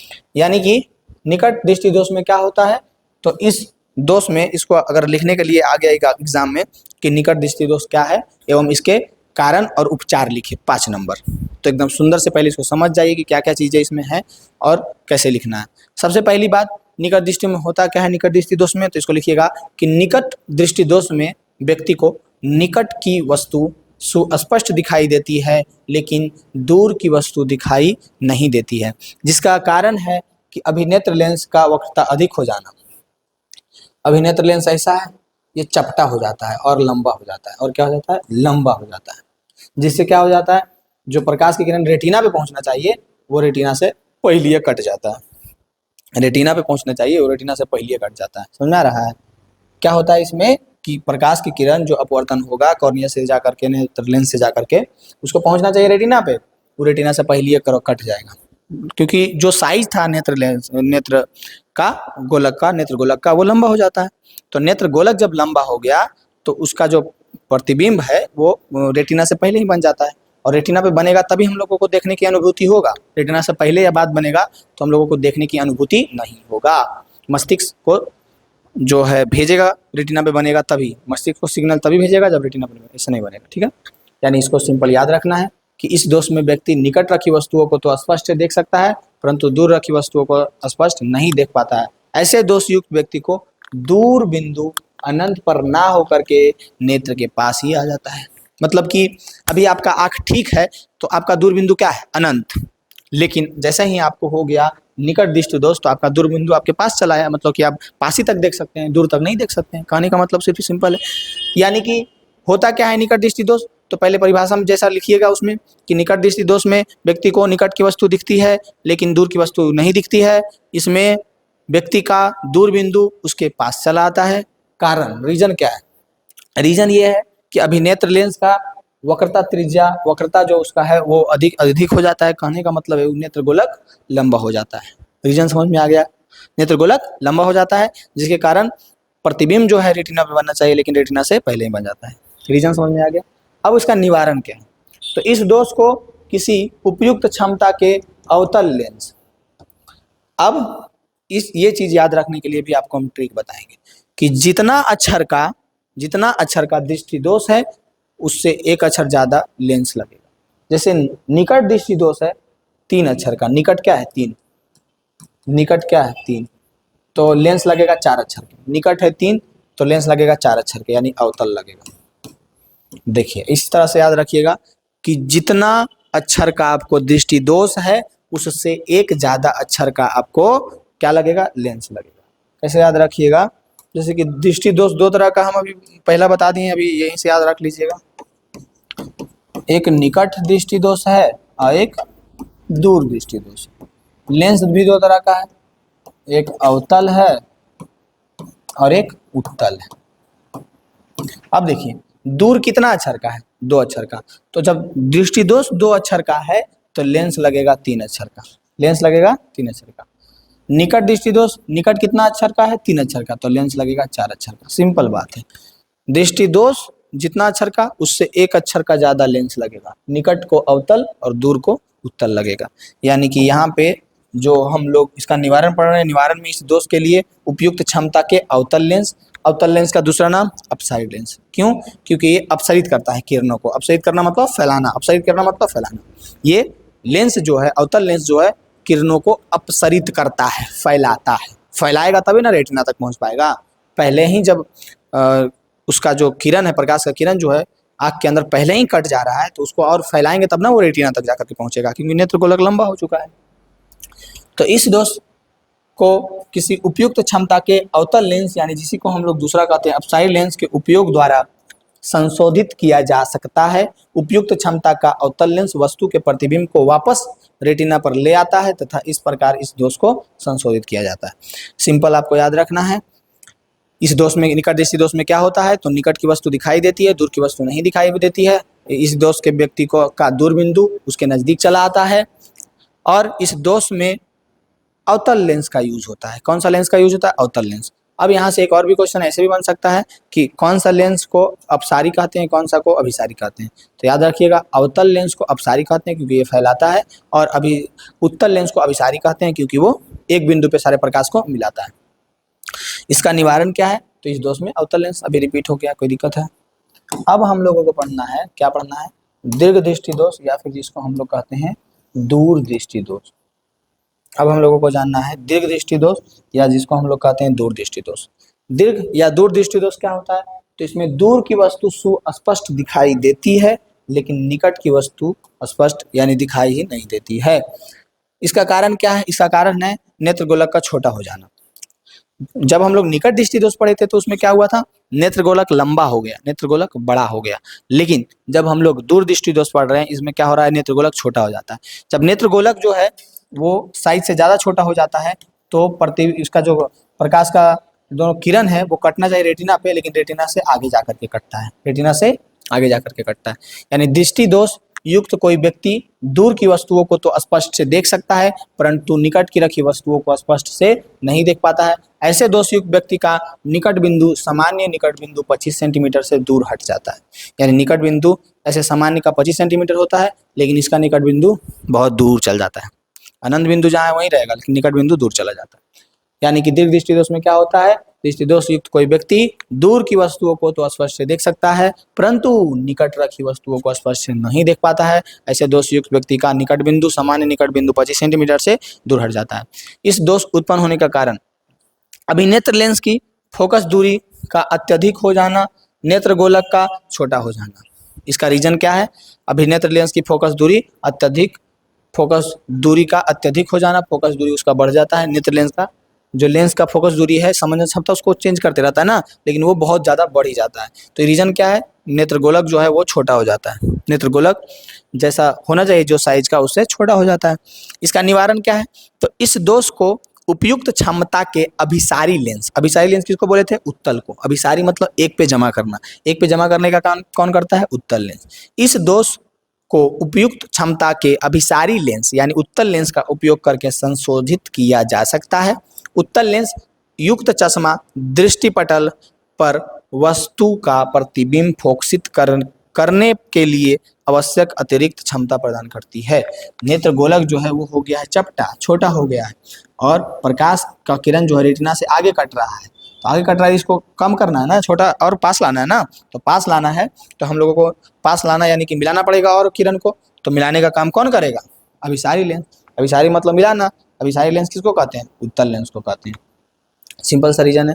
जब हम लोग पढ़ रहे थे निकट दृष्टि दोष तो उसमें क्या होता है, तो निकट दृष्टि दोष में निकट की वस्तु को सुस्पष्ट देख सकते हैं लेकिन दूर की वस्तु को सुस्पष्ट नहीं देख सकते हैं। और इसका रीजन है नेत्र गोलक का लंबा हो जाना। और इसका उपचार है कि उसमें अवतल लेंस का उपयोग किया जाता है, क्योंकि अवतल लेंस अपसारी लेंस कहते हैं उसको, जो कि क्या करता है, प्रकाश की किरण को फैलाता है, रेटिना से पहले ही प्रतिबिंब बन जाता है जिसको रेटिना तक पहुँचाता है। अब हम लोग पढ़ रहे हैं दीर्घ दृष्टि दोष जिसको कहते हैं दूर दृष्टि दोष। दूर दृष्टि दोष क्या होता है, तो वस्तुओं को, दूर की वस्तुओं को तो हम लोग स्पष्ट से देख पाते हैं लेकिन निकट की वस्तुओं को स्पष्ट से नहीं देख पाते हैं। दूर दृष्टि दोष में दूर की वस्तुओं को हम लोग स्पष्ट से देख पाते हैं लेकिन निकट की वस्तुओं को नहीं देख पाते हैं। जिसका कारण क्या होता है, नेत्र गोलक चपटा या छोटा हो जाता है। इसका उपचार कैसे, निवारण कैसे किया जाता है, तो इस दोष को उपयुक्त क्षमता के अभिसारी यानी उत्तल लेंस का यूज किया जाता है ताकि नेत्र लेंस को क्या कर दिया जाए, जो हमारा चपटा हो करके उसका रेटिना से आगे प्रतिबिंब बन रहा है उसको रिटर्न रेटिना पर लेके आया जाए। कोई दिक्कत है इसमें, याद रहेगा या नहीं रहेगा, बिल्कुल याद रहेगा। अब है 15 स्लाइड पहुंच गए हैं जिसका नाम है जरा दृष्टि दोष। तीसरा दृष्टि दोष जरा दृष्टि दोष। तीसरा दृष्टि दोष कौन सा है, जरा दृष्टि दोष। ये हमारा 3rd नंबर का दृष्टि दोष है जिसको हम लोग कह रहे हैं जरा दृष्टि दोष। जरा दूर दृष्टिता। जरा दृष्टि दोष क्या है, जो सबसे पहले ध्यान से समझिए। पहले दो आपको याद रखना है, उसको सुंदर से उसका नोट्स बनाना जरूर है, और एकदम उसका उपचार, रीजन और उसमें क्या होता है एकदम उसको लिखना जरूर है। जरा दृष्टि दोष आयु में वृद्धि होने के साथ साथ मानव नेत्र की समंजन क्षमता घट जाती है। जरा दृष्टि दोष होने का मेन रीजन जो है वो समंजन क्षमता का घटना है। समंजन क्षमता का जो मेन जो करने का जो रीजन है वो है उसका मांसपेशियां। जैसे कोई व्यक्ति वृद्ध हो गया तो मांसपेशियां तो कमजोर हो जाएगा, सब लोग, हम भी होंगे, आप भी होंगे, सब होंगे, तो जब होंगे तो मांसपेशियां कमजोर होते जाएगा। तो जब मांसपेशियां कमजोर हो जाता है तो उसका समंजन क्षमता घट जाता है, फोकस दूरी को बढ़ाने घटाने वाला क्षमता घट जाता है, समंजन क्षमता जिसको कहते हैं। तो ये ही जब घट गया है तो वस्तु को देखने में क्या होता है, बहुत दिक्कत होता है। आयु के वृद्धि होने के साथ साथ मानव नेत्र में समंजन क्षमता घट जाती है। अधिकांश व्यक्तियों का निकट बिंदु दूर हट जाता है। इस दोष को जरा दृष्टि दोष कहते हैं। उत्पन्न होने का कारण क्या है, तो पश्चमाभी पेशियों को धीरे धीरे दुर्बल हो जाना तथा क्रिस्टलीय लेंस के लचीलेपन में कमी आने के कारण उत्पन्न होता है। सिंपल रीजन है जरा दृष्टि दोष का, सिंपल रीजन है। कौन सा रीजन है कि इसमें पश्चमाभी पेशियां कमजोर हो जाती है। जरा दृष्टि दोष जो है ज्यादातर जो है वृद्ध व्यक्ति में ही होता है। जब कोई वृद्ध हो जाता है तभी होता है जरा दृष्टि दोष, जिसके कारण उसका समंजन क्षमता घट जाता है, जिससे उसके फोकस को वो जो है अपने अनुसार उसको बढ़ा घटा नहीं पाता है, समंजन क्षमता ही खत्म हो गया। तो इसका निवारण क्या है, उत्तल लेंस के प्रयोग से कभी कभी किसी व्यक्ति के नेत्र में दोनों ही प्रकार के दोष, निकट दृष्टि, दूर दृष्टि दोष होते हैं। ऐसे व्यक्ति के लिए प्रायः द्विफोकल लेंस आवश्यक होती है। मतलब कभी कभी कोई व्यक्ति है जो जिसको दोनों दोष हो गया है, निकट दृष्टि दोष, दूर दृष्टि दोष दोनों हो गया है, तो उसके लिए कौन सा लेंस उपयोग होगा, द्विफोकल लेंस। कौन सा होगा, द्विफोकल लेंस। जरा दृष्टि दोष में कौन सा होगा, उत्तल लेंस का उपयोग होगा। अवतल लेंस और निचला भाग उत्तल लेंस। द्विफोकल लेंस में क्या होता है, ऊपर वाला भाग अवतल और निचला भाग जो है उत्तल लेंस होता है। आजकल संस्पर्श लेंस अथवा शैल हस्तक्षेप द्वारा दृष्टि दोषों का संशोधन संभव है। सिंपल बात है, अब टेक्नोलॉजी बढ़ते जा रहा है, इतना ज़्यादा हर एक चीज़ में, चाहे वो मेडिकल के क्षेत्र में हो या कोई क्षेत्र में हो, इतना ज़्यादा बढ़ गया है कि दृष्टि दोष को अच्छा से अच्छा अगर आप अच्छे जगह पे इलाज कराते हैं तो कोई भी दृष्टि दोष हो वो ठीक हो जाता है। अभी तक हम लोगों ने 3 दृष्टि दोष पढ़ा है, निकट दृष्टि दोष, दूर दृष्टि दोष, जरा दृष्टि दोष। निकट दृष्टि दोष में क्या होता है, निकट की वस्तु को देख पाते हैं, दूर की वस्तु को नहीं देख पाते हैं। दूर दृष्टि दोष में क्या होता है, दूर की वस्तु को देख पाते हैं, निकट की वस्तु को नहीं देख पाते हैं, दो चीज। जरा दृष्टि दोष में क्या होता है, जरा दृष्टि दोष में इसका फोकस से दूरी आगे पीछे होने में दिक्कत हो जाता है, यानी कि निकट बिंदु दूर हट जाता है। निकट वाला ज्यादातर दूर हट जाएगा या फिर दूरी वाला निकट हट जाएगा, दोनों में से कुछ भी हो सकता है, लेकिन ज्यादातर क्या होता है, निकट बिंदु दूर हट जाता है। और लास्ट है हमारा अबिंदुकता।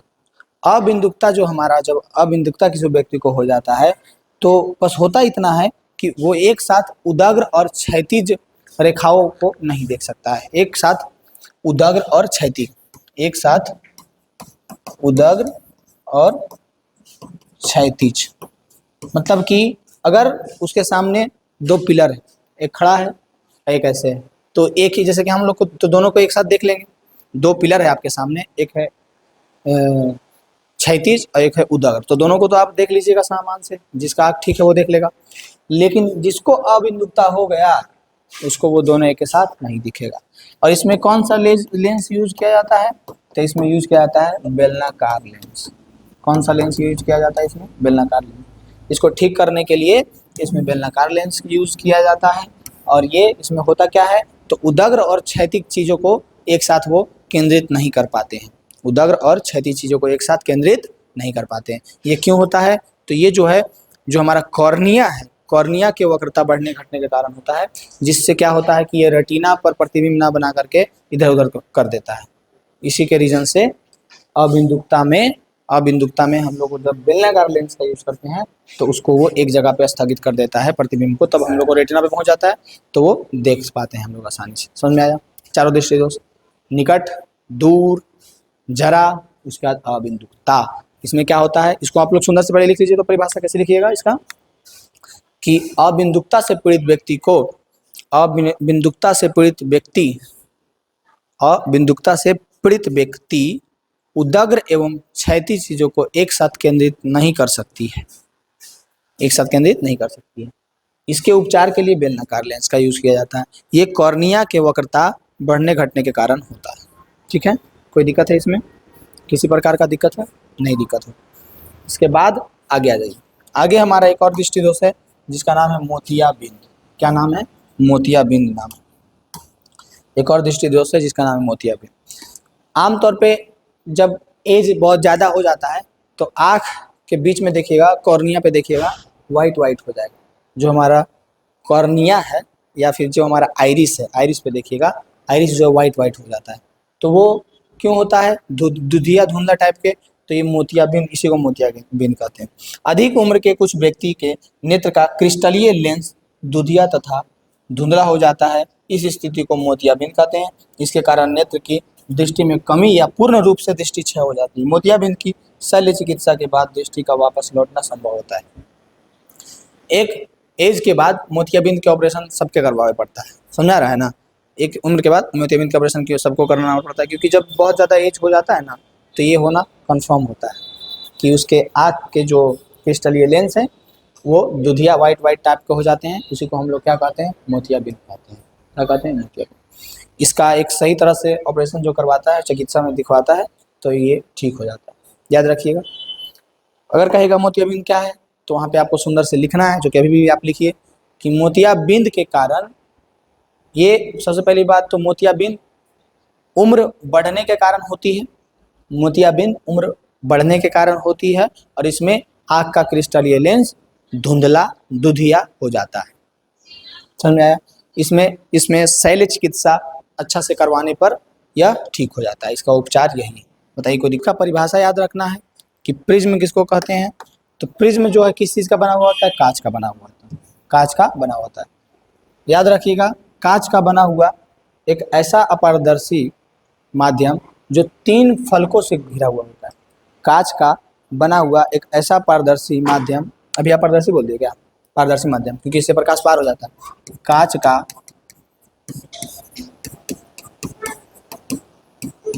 बना हुआ, कांच का बना हुआ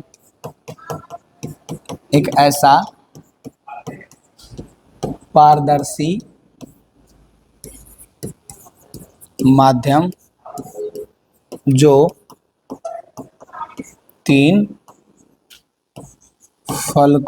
जो 3 फलकों से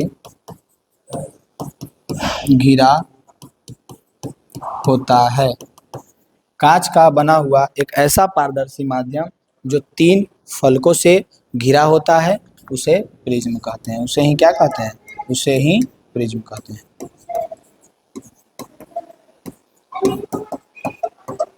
उसे ही प्रिज्म कहते हैं। अब प्रिज्म में होता क्या है? जब प्रिज्म में हम कोई किरण को आपतित करते हैं, यहाँ पे आप लोगों को दिख रहा होगा, ये एक किरण आपतित की, इसको हम लोग कहेंगे आपतित किरण। एक किरण को हम लोग जब आपतित किए तो जो, चूंकि ये 3 फलकों का बना होता है, तो सबसे पहले इसका किरण यहाँ पे अपवर्तित होता है। क्या होता है? यहाँ अपवर्तित होता है। इसको कहते हैं अपवर्तित किरण। अपवर्तित किरण, अपवर्तन किसको कहते हैं? जब प्रकाश की किरण अपने पथ से थोड़ा सा मुड़ जाए, थोड़ा सा मुड़ रहा है ना, उसको अपवर्तित किरण कहते हैं। और यहाँ पे ये अभिलंब बनाया जाता है, 2 अभिलंब। ये क्या बनाया जाता है? अभिलंब बनाया जाता है। अभिलंब और अपवर्तित किरण के बीच में जो कोण बनता है, इस कोण को हम लोग कहते हैं अपवर्तन कोण। क्या कहते हैं? अपवर्तन कोण कहते हैं। और अभिलंब और आपतित किरण के बीच में जो कोण बनता है उसको हम लोग कहते हैं आपतन कोण। क्या कहते हैं? आपतन कोण। उसके बाद इसके अंदर में सीधे यहाँ से यहाँ तक गया, उसके बाद किरण जो है ऐसे तिरछा मुड़ करके निकलता है, इसको हम लोग कहते हैं निर्गत किरण। इसको हम लोग क्या कहते हैं? निर्गत किरण। इसको हम लोग क्या कहते हैं? निर्गत किरण कहते हैं। और निर्गत किरण और ये जो प्रिज्म के साथ जो कोण बनाता है, इसको हम लोग कहते हैं निर्गत कोण। क्या कहते हैं? निर्गत कोण कहते हैं। ये हमारा आपतित किरण हो गया, ये हमारा निर्गत कोण हो गया, ये हमारा निर्गत किरण हो गया, ये हमारा अपवर्तित किरण हो गया, ये हमारा विलंब हो गया। कोई दिक्कत है इसमें? अब एक प्रिज्म कोण होता है। प्रिज्म कोण कैसे बनता है? जो देखिए, आपतित किरण को जाना चाहिए था ऐसे सीधे, ऐसे जाना चाहिए था, या निर्गत किरण अगर इधर से आता तो इसको ऐसे सीधे रहना चाहिए था। निर्गत किरण को सीधे ऐसे रहना चाहिए था ना। तो ये दोनों का जब इमेजिनरी लाइन खींचा जाता है तो उसके बीच में एक कोण बनता है, इसी को हम लोग कहते हैं प्रिज्म कोण। यहाँ पे एक कोण बनता है, इसी को हम लोग कहते हैं प्रिज्म कोण कहते हैं। क्या कहते हैं इसको? प्रिज्म कोण कहते हैं। याद रहेगा?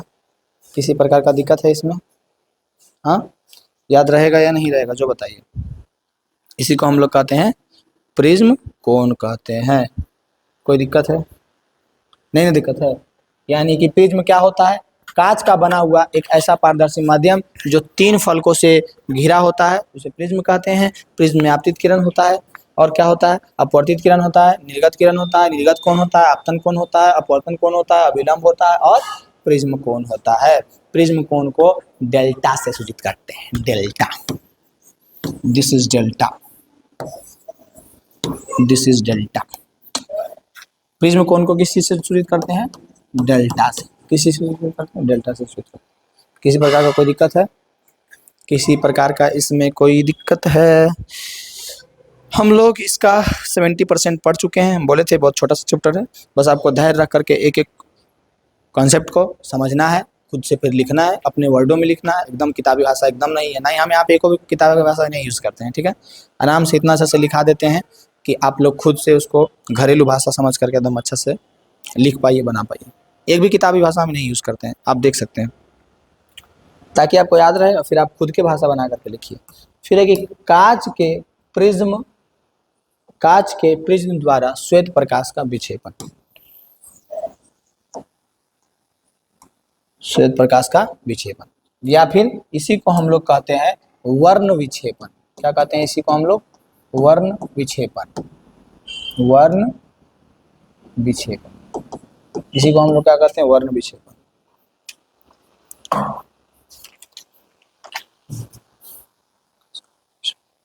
तो या तो वर्ण विक्षेपन बोले या फिर कांच के प्रिज्म द्वारा श्वेत प्रकाश का विक्षेपन बोले, सब एक ही बात है। होता बस ये है, कुछ नहीं होता है, होता बस ये है कि जब हम लोग इससे प्रिज्म से प्रकाश को गुजारते हैं, सूर्य के श्वेत प्रकाश को जब प्रिज्म से गुजारते हैं तो इत जाता तो है एक किरण। मान लो यहाँ पे एक प्रिज्म है, मान लो क्या है, इससे हम इधर से एक श्वेत प्रकाश गुजारे। क्या गुजारे? श्वेत प्रकाश।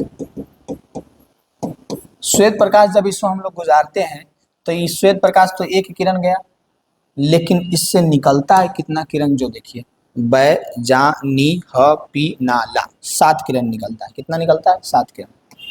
एक किरण ऐसे निकलेगा, इसको हम लोग अच्छा से ड्रॉ करते हैं, ठीक है। फटाक से ऐसे थोड़ा सा मुड़ करके निकला, दूसरा थोड़ा, तीसरा थोड़ा, चौथा थोड़ा, पांचवा थोड़ा, छठा थोड़ा, सातवां थोड़ा। यानी कि एक श्वेत प्रकाश का किरण जाता है, उससे 7 किरण निकलता है। ये क्या है? प्रिज्म है। ये क्या है? प्रिज्म। और 7 किरण अलग अलग कलर का होता है। यही रीजन है इंद्रधनुष बनने का, ठीक ना, जो कि आगे भी बताएंगे। जब हम प्रकाश की किरण, एक श्वेत प्रकाश की किरण प्रिज्म में दिए, उससे निकलेगा 7 प्रकाश की किरण, और 7 का सीक्वेंस याद रखना है और कैसे होता है जो याद रखना है। सबसे पहले आपको एक चीज याद करना है, क्या? बै जा नी ह पी ना ला, बैजानी ह पिनाला, याद रहेगा? बैजानी ह पिनाला। बै से बैगनी, ये वाला जो लाइन दिख रहा है सबसे लास्ट वाला, सबसे ज्यादा जो जिसका कोण झुकता है, सबसे ज्यादा जो झुकता है वो होता है बैगनी। क्या होता है? बैगनी।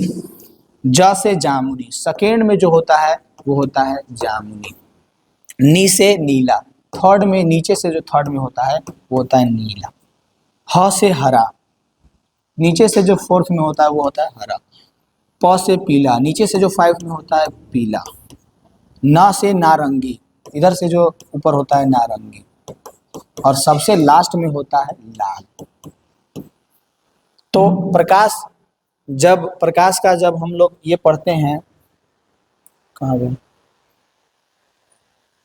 जब हम लोग वर्ण विक्षेपण प्रकाश का पढ़ते हैं तो उसमें कौन सा कलर सबसे ज्यादा झुकता है? तो याद रखिएगा कौन सा है? बैगनी। सबसे ज्यादा कौन झुकता है? बैगनी। सबसे कम कौन सा झुकता है? तो वो है लाल। सबसे कम कौन सा झुकता है? याद रहेगा ये वाला ट्रिक आपको, बैजानी या पिनाला। बैजानी या पिनाला सेम ये इंद्रधनुष में भी काम आता है। इंद्रधनुष में भी ऐसा ही होता है, बैजानी या पिनाला, बैगनी, जामुनी, नीला, हरा, पीला, नारंगी और लाल। यही रीजन है कि हम लोग खतरे के निशान को लाल रखते हैं, क्योंकि ये बहुत ज्यादा कम झुकता है, ये दूर से ही दिखाई देता है। समझ में आ रहा है? दूर से जब आप बैगनी को देखने का कोशिश कीजिएगा नहीं दिखेगा, ये जितना इसका कोण होगा उसके अनुसार ये होता है। समझ में आ रहा है? सबसे ज्यादा इसका कोण झुकेगा। अब जो है आपको याद रखना है यहाँ से कि सूर्य का श्वेत प्रकाश जब प्रिज्म से होकर गुजरता है तो प्रिज्म श्वेत प्रकाश को 7 रंगों की पट्टी में विभक्त कर देता है। यह 7 रंग है बैगनी, जामुनी, नीला, हरा, पीला, नारंगी तथा लाल। प्रकाश के अवयवी वर्गों को, इसे बैंड को स्पेक्ट्रम या वर्णक्रम कहते हैं। प्रकाश के अवयवी वर्गों के विभाजन को ही विक्षेपण कहते हैं, यानी वर्ण विक्षेपण कहते हैं। इसी को कहते हैं प्रकाश का वर्ण विक्षेपण। क्या कहते हैं? प्रकाश का वर्ण विक्षेपण। इंपॉर्टेंट पॉइंट इसमें ये है कि प्रकाश के वर्ण विक्षेपण में कितना कलर बनता है श्वेत प्रकाश से, तो याद रखना है आपको 7 कलर बनता है। कितना बनता है? 7 कलर। 7 कलर कौन कौन सा बनता है? तो 7 कलर बनता है बैगनी, जामुनी, नीला, हरा, पीला, नारंगी। ये वाला ट्रिक याद रखना है। बैजानी ह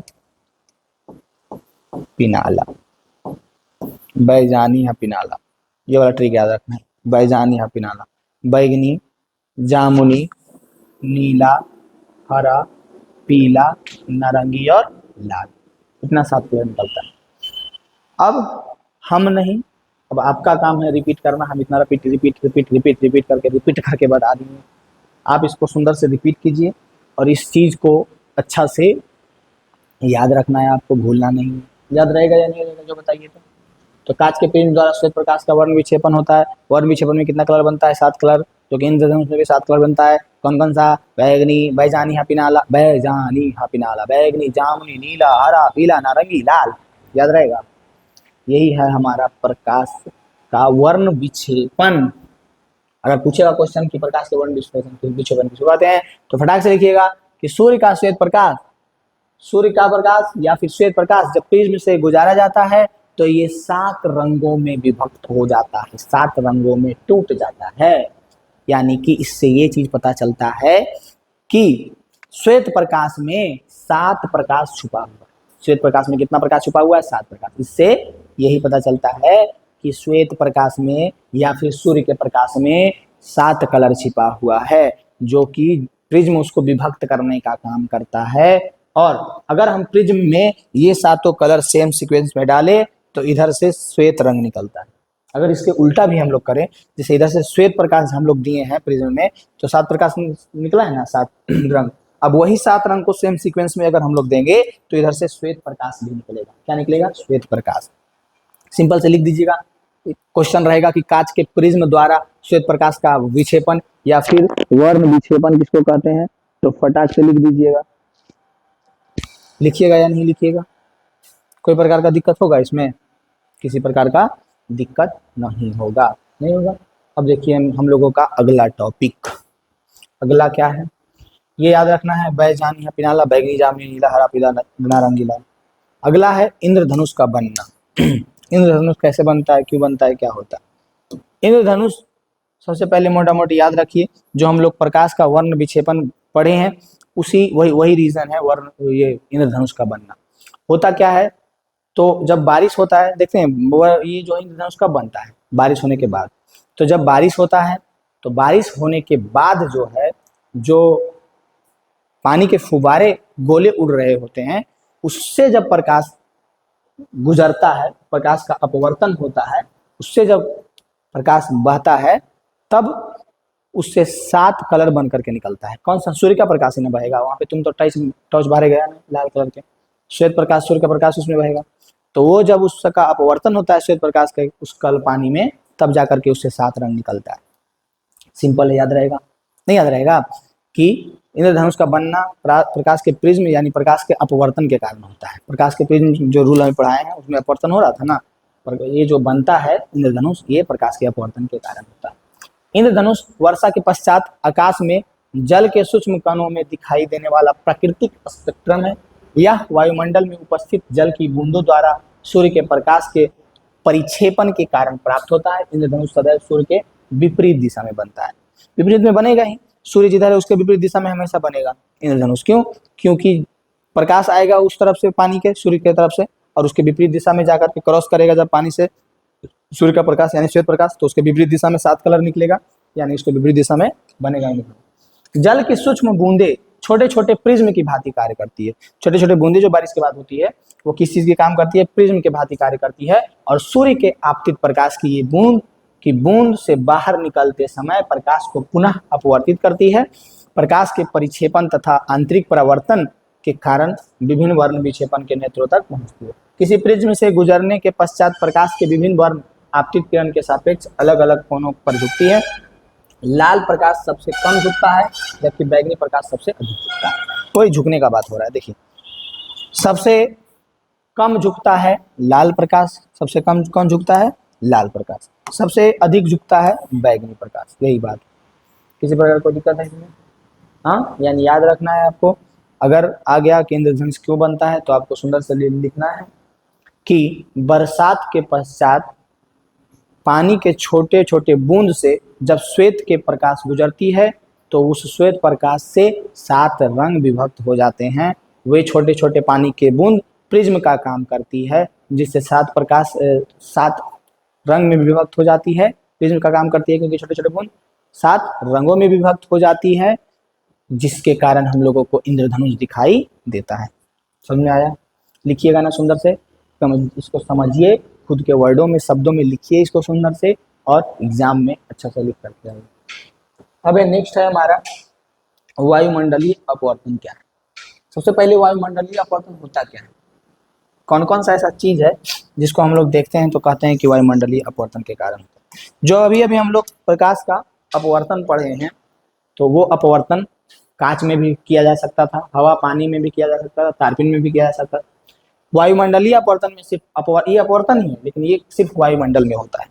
जैसे तारों का टिमटिमाना, अग्रिम सूर्योदय तथा विलंबित सूर्यास्त, मतलब कि सूर्य का जो है हम लोगों को दिखता है 2 मिनट बाद, लेकिन पहले ही वो उगा हुआ रहता है। 2 मिनट पहले डूबता है बाद में, लेकिन हम लोगों को दिख जाता है पहले। देखिए आगे इसका कंफ्यूजन दूर करेंगे।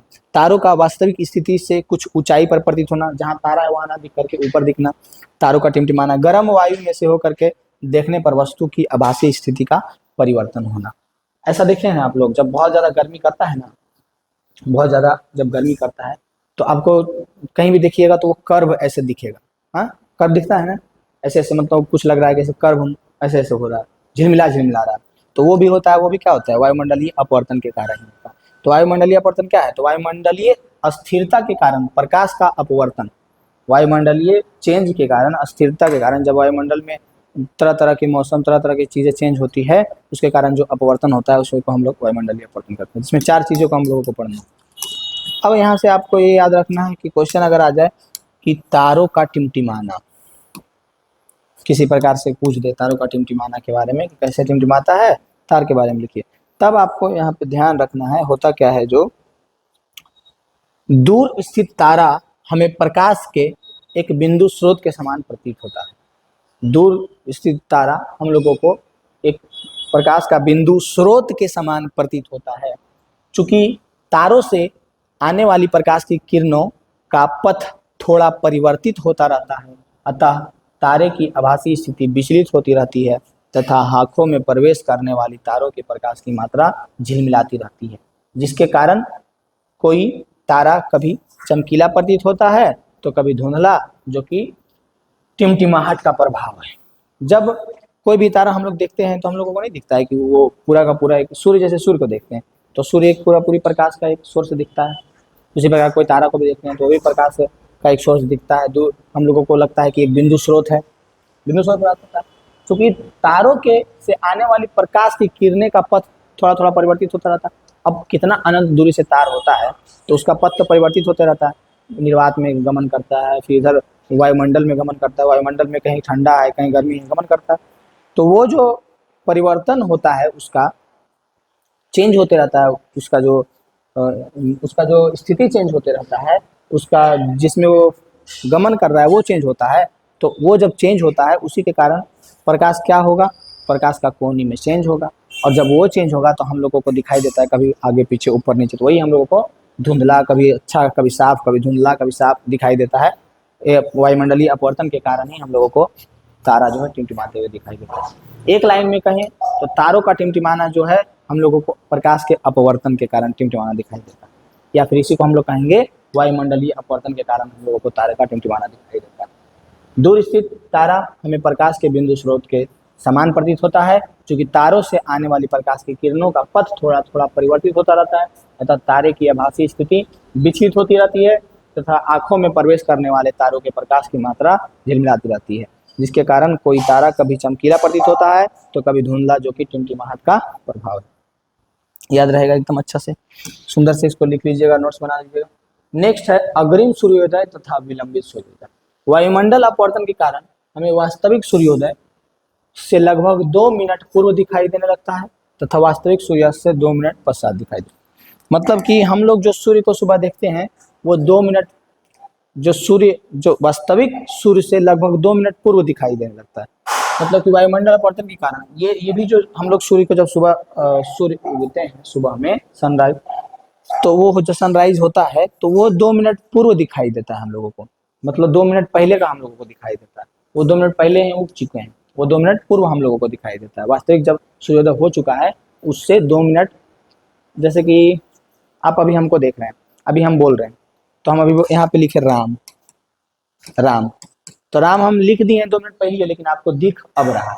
यही बोल रहा है कि वास्तविक सूर्योदय से 2 मिनट पूर्व दिखाई देने लगता है तथा वास्तविक सूर्यास्त के 2 मिनट पश्चात। यानी यहाँ पे हम राम मिटा दिए लेकिन आपको दिखा 2 मिनट बाद। यही होता है वायुमंडलीय परिवर्तन के कारण। वायुमंडलीय परिवर्तन के कारण क्या होता है कि सूर्योदय जो होता है वो हम लोगों को 2 मिनट पश्चात दिखाई देता है, 2 मिनट पश्चात दिखाई देता है। यानी कि पहले, मतलब कि जैसे कि हो गया है सूर्योदय हो गया है, लेकिन हम लोगों को वो 2 मिनट पहले का सूर्य दिखाई देता है। समझ आ रहा है ना? मतलब हम लोग बाद में उसको देखते हैं, हम लोग बाद में देखते हैं। वो सूर्य जो रहता है वो 2 मिनट पहले का रहता है, और जो अस्त हो गया है वो 2 मिनट पहले ही अस्त हो गया है, लेकिन हम लोग उसको 2 मिनट बाद देख रहे हैं। कंफ्यूजन नहीं होइएगा, समझ आ गया? जैसे यहाँ पे हम अभी आर लिखें, आर लिखें तो आर जो है ये हम 2 मिनट पहले लिख दिए, लेकिन आप लोगों को अब दिख रहा है, मिटा दिए। अब यार जो हम 2 मिनट पहले मिटा दिए अब दिख रहा है। यही होता है किसके कारण? अग्रिम सूर्योदय में विलंबित सूर्योदय किसके कारण होता है? वायुमंडलीय अपवर्तन के कारण। अब है प्रकाश का प्रकीर्णन, scattering of light. Scattering of light क्या है? प्रकाश का प्रकीर्णन क्या है? तो प्रकाश का प्रकीर्णन कुछ नहीं है। प्रकाश, सूर्य के प्रकाश का किरण जब सूर्य की, बहुत ही फेमस क्वेश्चन है, हमेशा पूछा गया क्वेश्चन है, इसको सुंदर से पहले कैसे लिखिएगा कि सूर्य की प्रकाश का किरण जब वायुमंडल में प्रवेश करती है, वायुमंडल में प्रवेश करती है तो वायुमंडल के छोटे छोटे कण, वायुमंडल के छोटे छोटे कण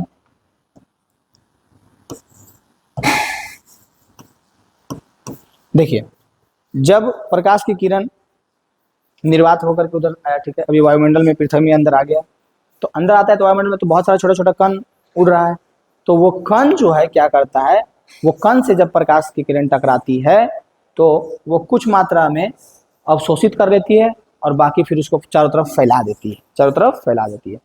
यही फैलाने के घटना को प्रकाश का प्रकीर्णन कहते हैं।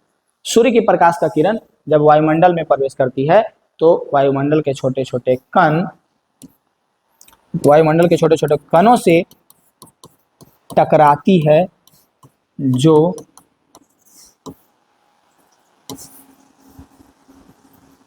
प्रकाश की किरण के कुछ मात्रा को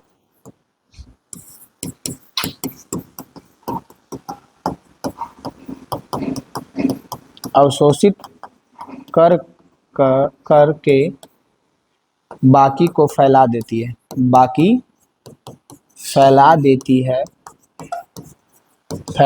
है, जिसे प्रकाश का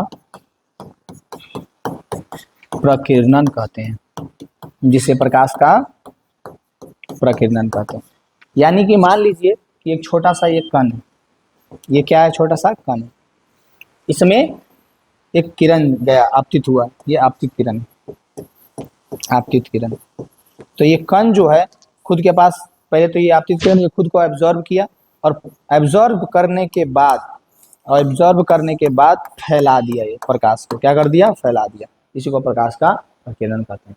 इसका रीजन आप ऐसे समझ सकते हैं कि दिन में आपका घर, मतलब हम लोग का घर जो है, आपका घर जो है घिरा हुआ है किस चीज से, तो वो घर जो है घिरा हुआ है चारों तरफ जो है दीवार से घिरा हुआ है, घर चारों तरफ दीवार से घिरा हुआ है।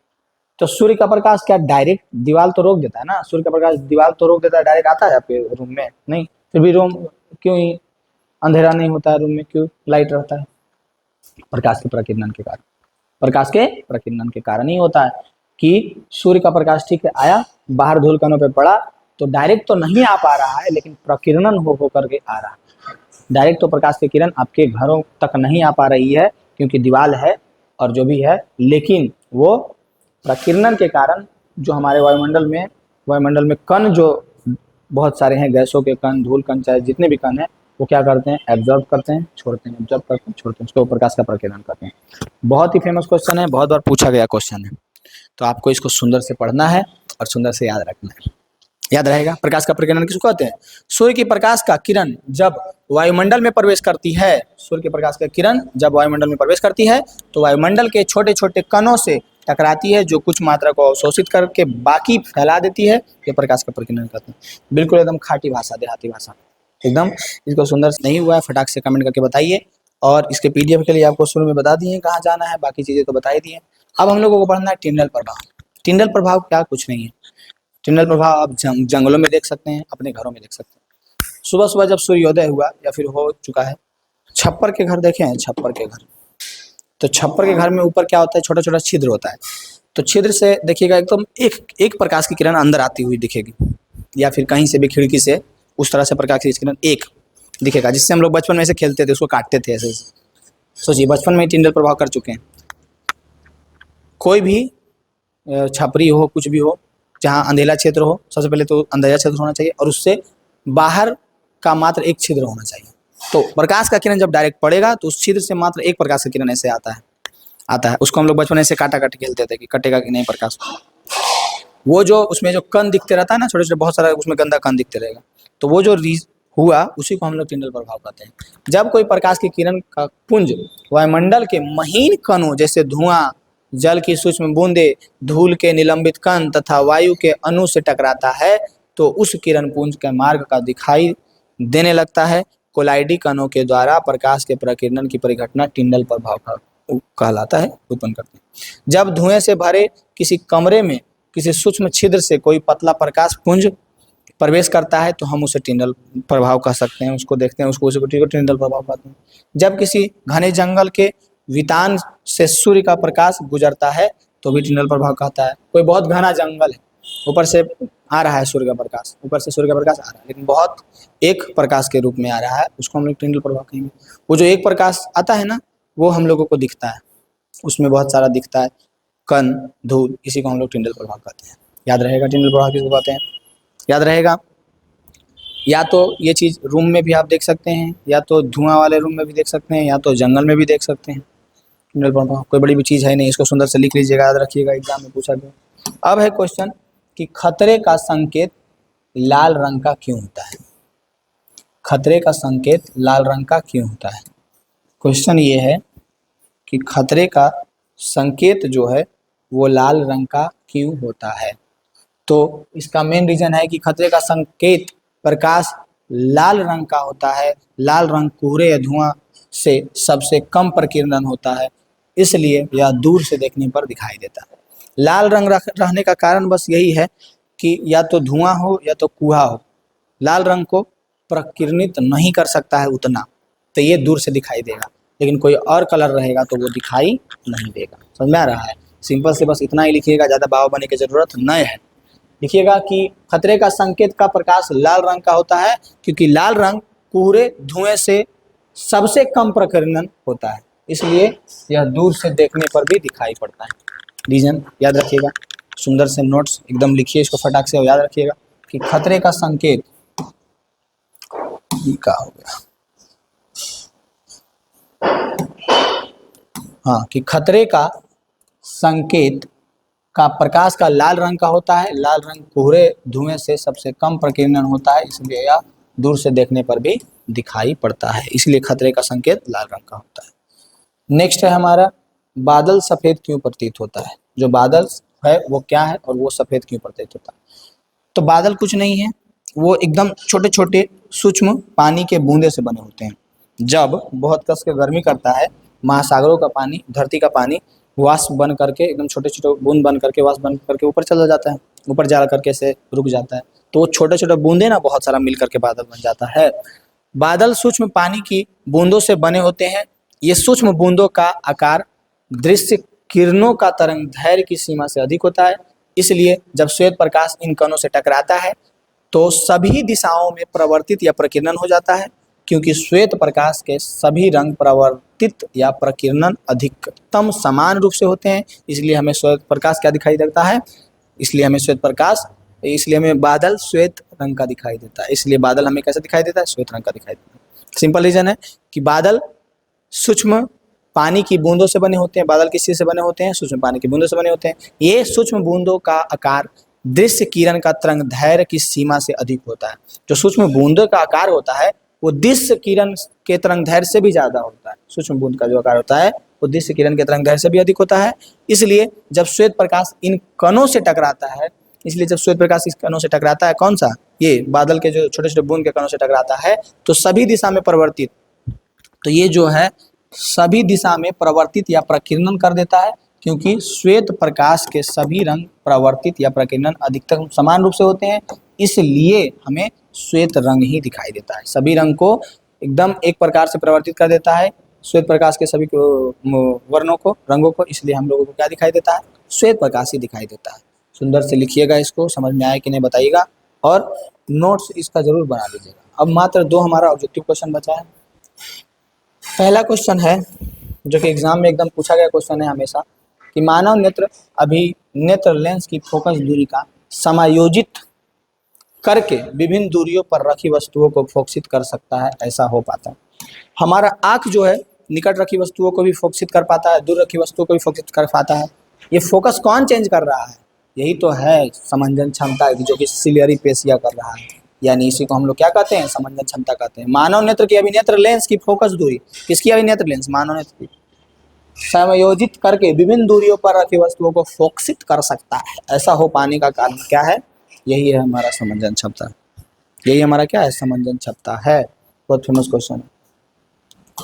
नेक्स्ट हमारा लास्ट है कि मानव नेत्र जिस भाग पर किसी वस्तु का प्रतिबिंब बनाता है वो क्या कहलाता है। मानव नेत्र जिस भाग पर किसी वस्तु का प्रतिबिंब बनाता है वो क्या कहलाता है, वो कहलाता है हमारा रेटिना। तो रेटिना तो दिख नहीं रहा, कॉर्निया पैदार का पुतली, दृष्टिपटल। रेटिना का एक और नाम क्या है, दृष्टिपटल। रेटिना का एक और नाम क्या है, दृष्टिपटल, याद रखिएगा। या तो दृष्टिपटल या फिर रेटिना, या तो दृष्टिपटल या फिर रेटिना, या तो दृष्टिपटल या फिर रेटिना। यहीं पे हम लोगों को कोई वस्तु का प्रतिबिंब बनता है। अब हमारा बात आप सुनिए, हमारा ये दूसरा चैप्टर हुआ the end of second chapter.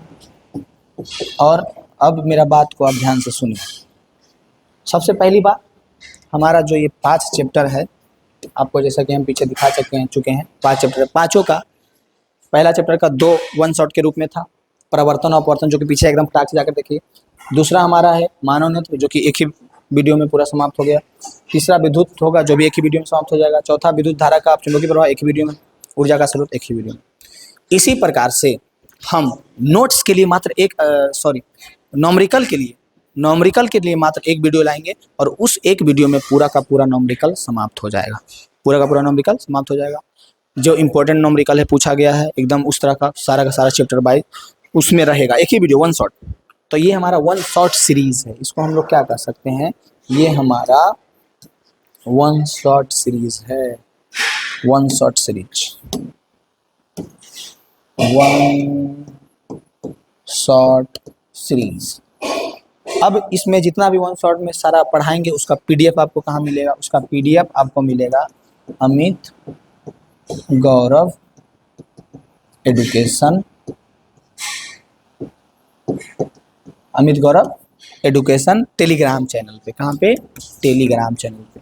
लेकिन आप टेलीग्राम चैनल पे नहीं जुड़ पा रहे हैं, नहीं मिल रहा है, तो 8298614113 पे मैसेज कीजिएगा। तो जैसे मैसेज कीजिएगा आपको व्हाट्सएप ग्रुप का लिंक भी मिल जाएगा और आपको टेलीग्राम का लिंक भी मिल जाएगा, वहाँ जुड़ जाइएगा, आपको ये सारा नोट्स मिल जाएगा। और साथ में आपको मेरा पढ़ाने का तरीका बस ध्यान रखना है इस साल के लिए कि सारा चैप्टर का वन शॉट आएगा हमारा। जैसे फिजिक्स का 5 चैप्टर है, पाँचों का वन शॉट खत्म कहानी। मैथ का पूरा एक्सरसाइज सॉल्यूशन हम करवा चुके हैं, वो देख लीजिए। मैथ में मेन जो भूमिका निभाता है वो ऑब्जेक्टिव है। ऑब्जेक्टिव बनाते बनाते लोग का हालत खराब हो जाता है।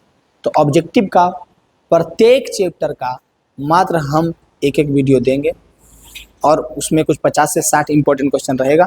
इसी प्रकार से सारा चैप्टर रहेगा और उससे बाहर कुछ नहीं पूछेगा, उतना पढ़ लीजिएगा, उसी से सारा ऑब्जेक्टिव रहेगा। मैथ का ऑब्जेक्टिव की बात होगी। फिजिक्स का पढ़ाने का तरीका रहेगा, 3 तरह का वीडियो रहेगा। फिजिक्स का 3 टाइप का वीडियो रहेगा, 3 टाइप का। पहला रहेगा जो कि हम चैप्टर के एक एक टॉपिक को पढ़ाएंगे, टॉपिक वाइज। पहला रहेगा टॉपिक वाइज, दूसरा रहेगा उसका न्यूमेरिकल, तीसरा जो रहेगा वो रहेगा ऑब्जेक्टिव। और यही चीज़ हम लोग यूज़ करने वाले हैं साइंस के सभी सब्जेक्ट में। अभी हम फिजिक्स पढ़ा रहे हैं, फिजिक्स को एकदम गर्दा तरीका से पढ़िए और इससे बाहर कुछ भी फिजिक्स का नहीं रहेगा, इतना देख लीजिए आप। जितना कोई साल भर में पढ़ा होगा और भूल गया होगा वो यहाँ से पढ़ लेगा, हमेशा के लिए याद रखेगा। एक एक टॉपिक का अगर नोट्स बना लेगा थोड़ा सा मेहनत कर करके, 2 से 3 घंटा का एक वीडियो रहता है, उसमें आधा घंटा आपको मेहनत करना है और नोट्स बना लेना है। और सबसे पहले जो वीडियो है उसको एकदम ध्यान से देखना है, पूरा कॉन्सेप्ट को ध्यान से समझना है और उसका नोट्स बना लेना है। और ये वाला नोट्स इससे देख करके लिखने के लिए इस पे आप जुड़ जाइए या फिर इस पे आप जाइएगा तो आपको मिल जाएगा। किसी प्रकार का दिक्कत है आपको बताइए। और इतना हम आपके लिए हेल्प कर रहे हैं तो आपका हेल्प करना है कि आपको दोस्तों तक, लोगों तक पहुँचाना है। जितना अधिक से अधिक हो सके स्टूडेंटों तक इसको पहुँचाना है, समझा रहा है ना? एकदम जहाँ से हो सके इसको पहुँचाइए लोगों तक ज़रूर। इतना हेल्प आपको करना ही पड़ेगा। अब सोचिए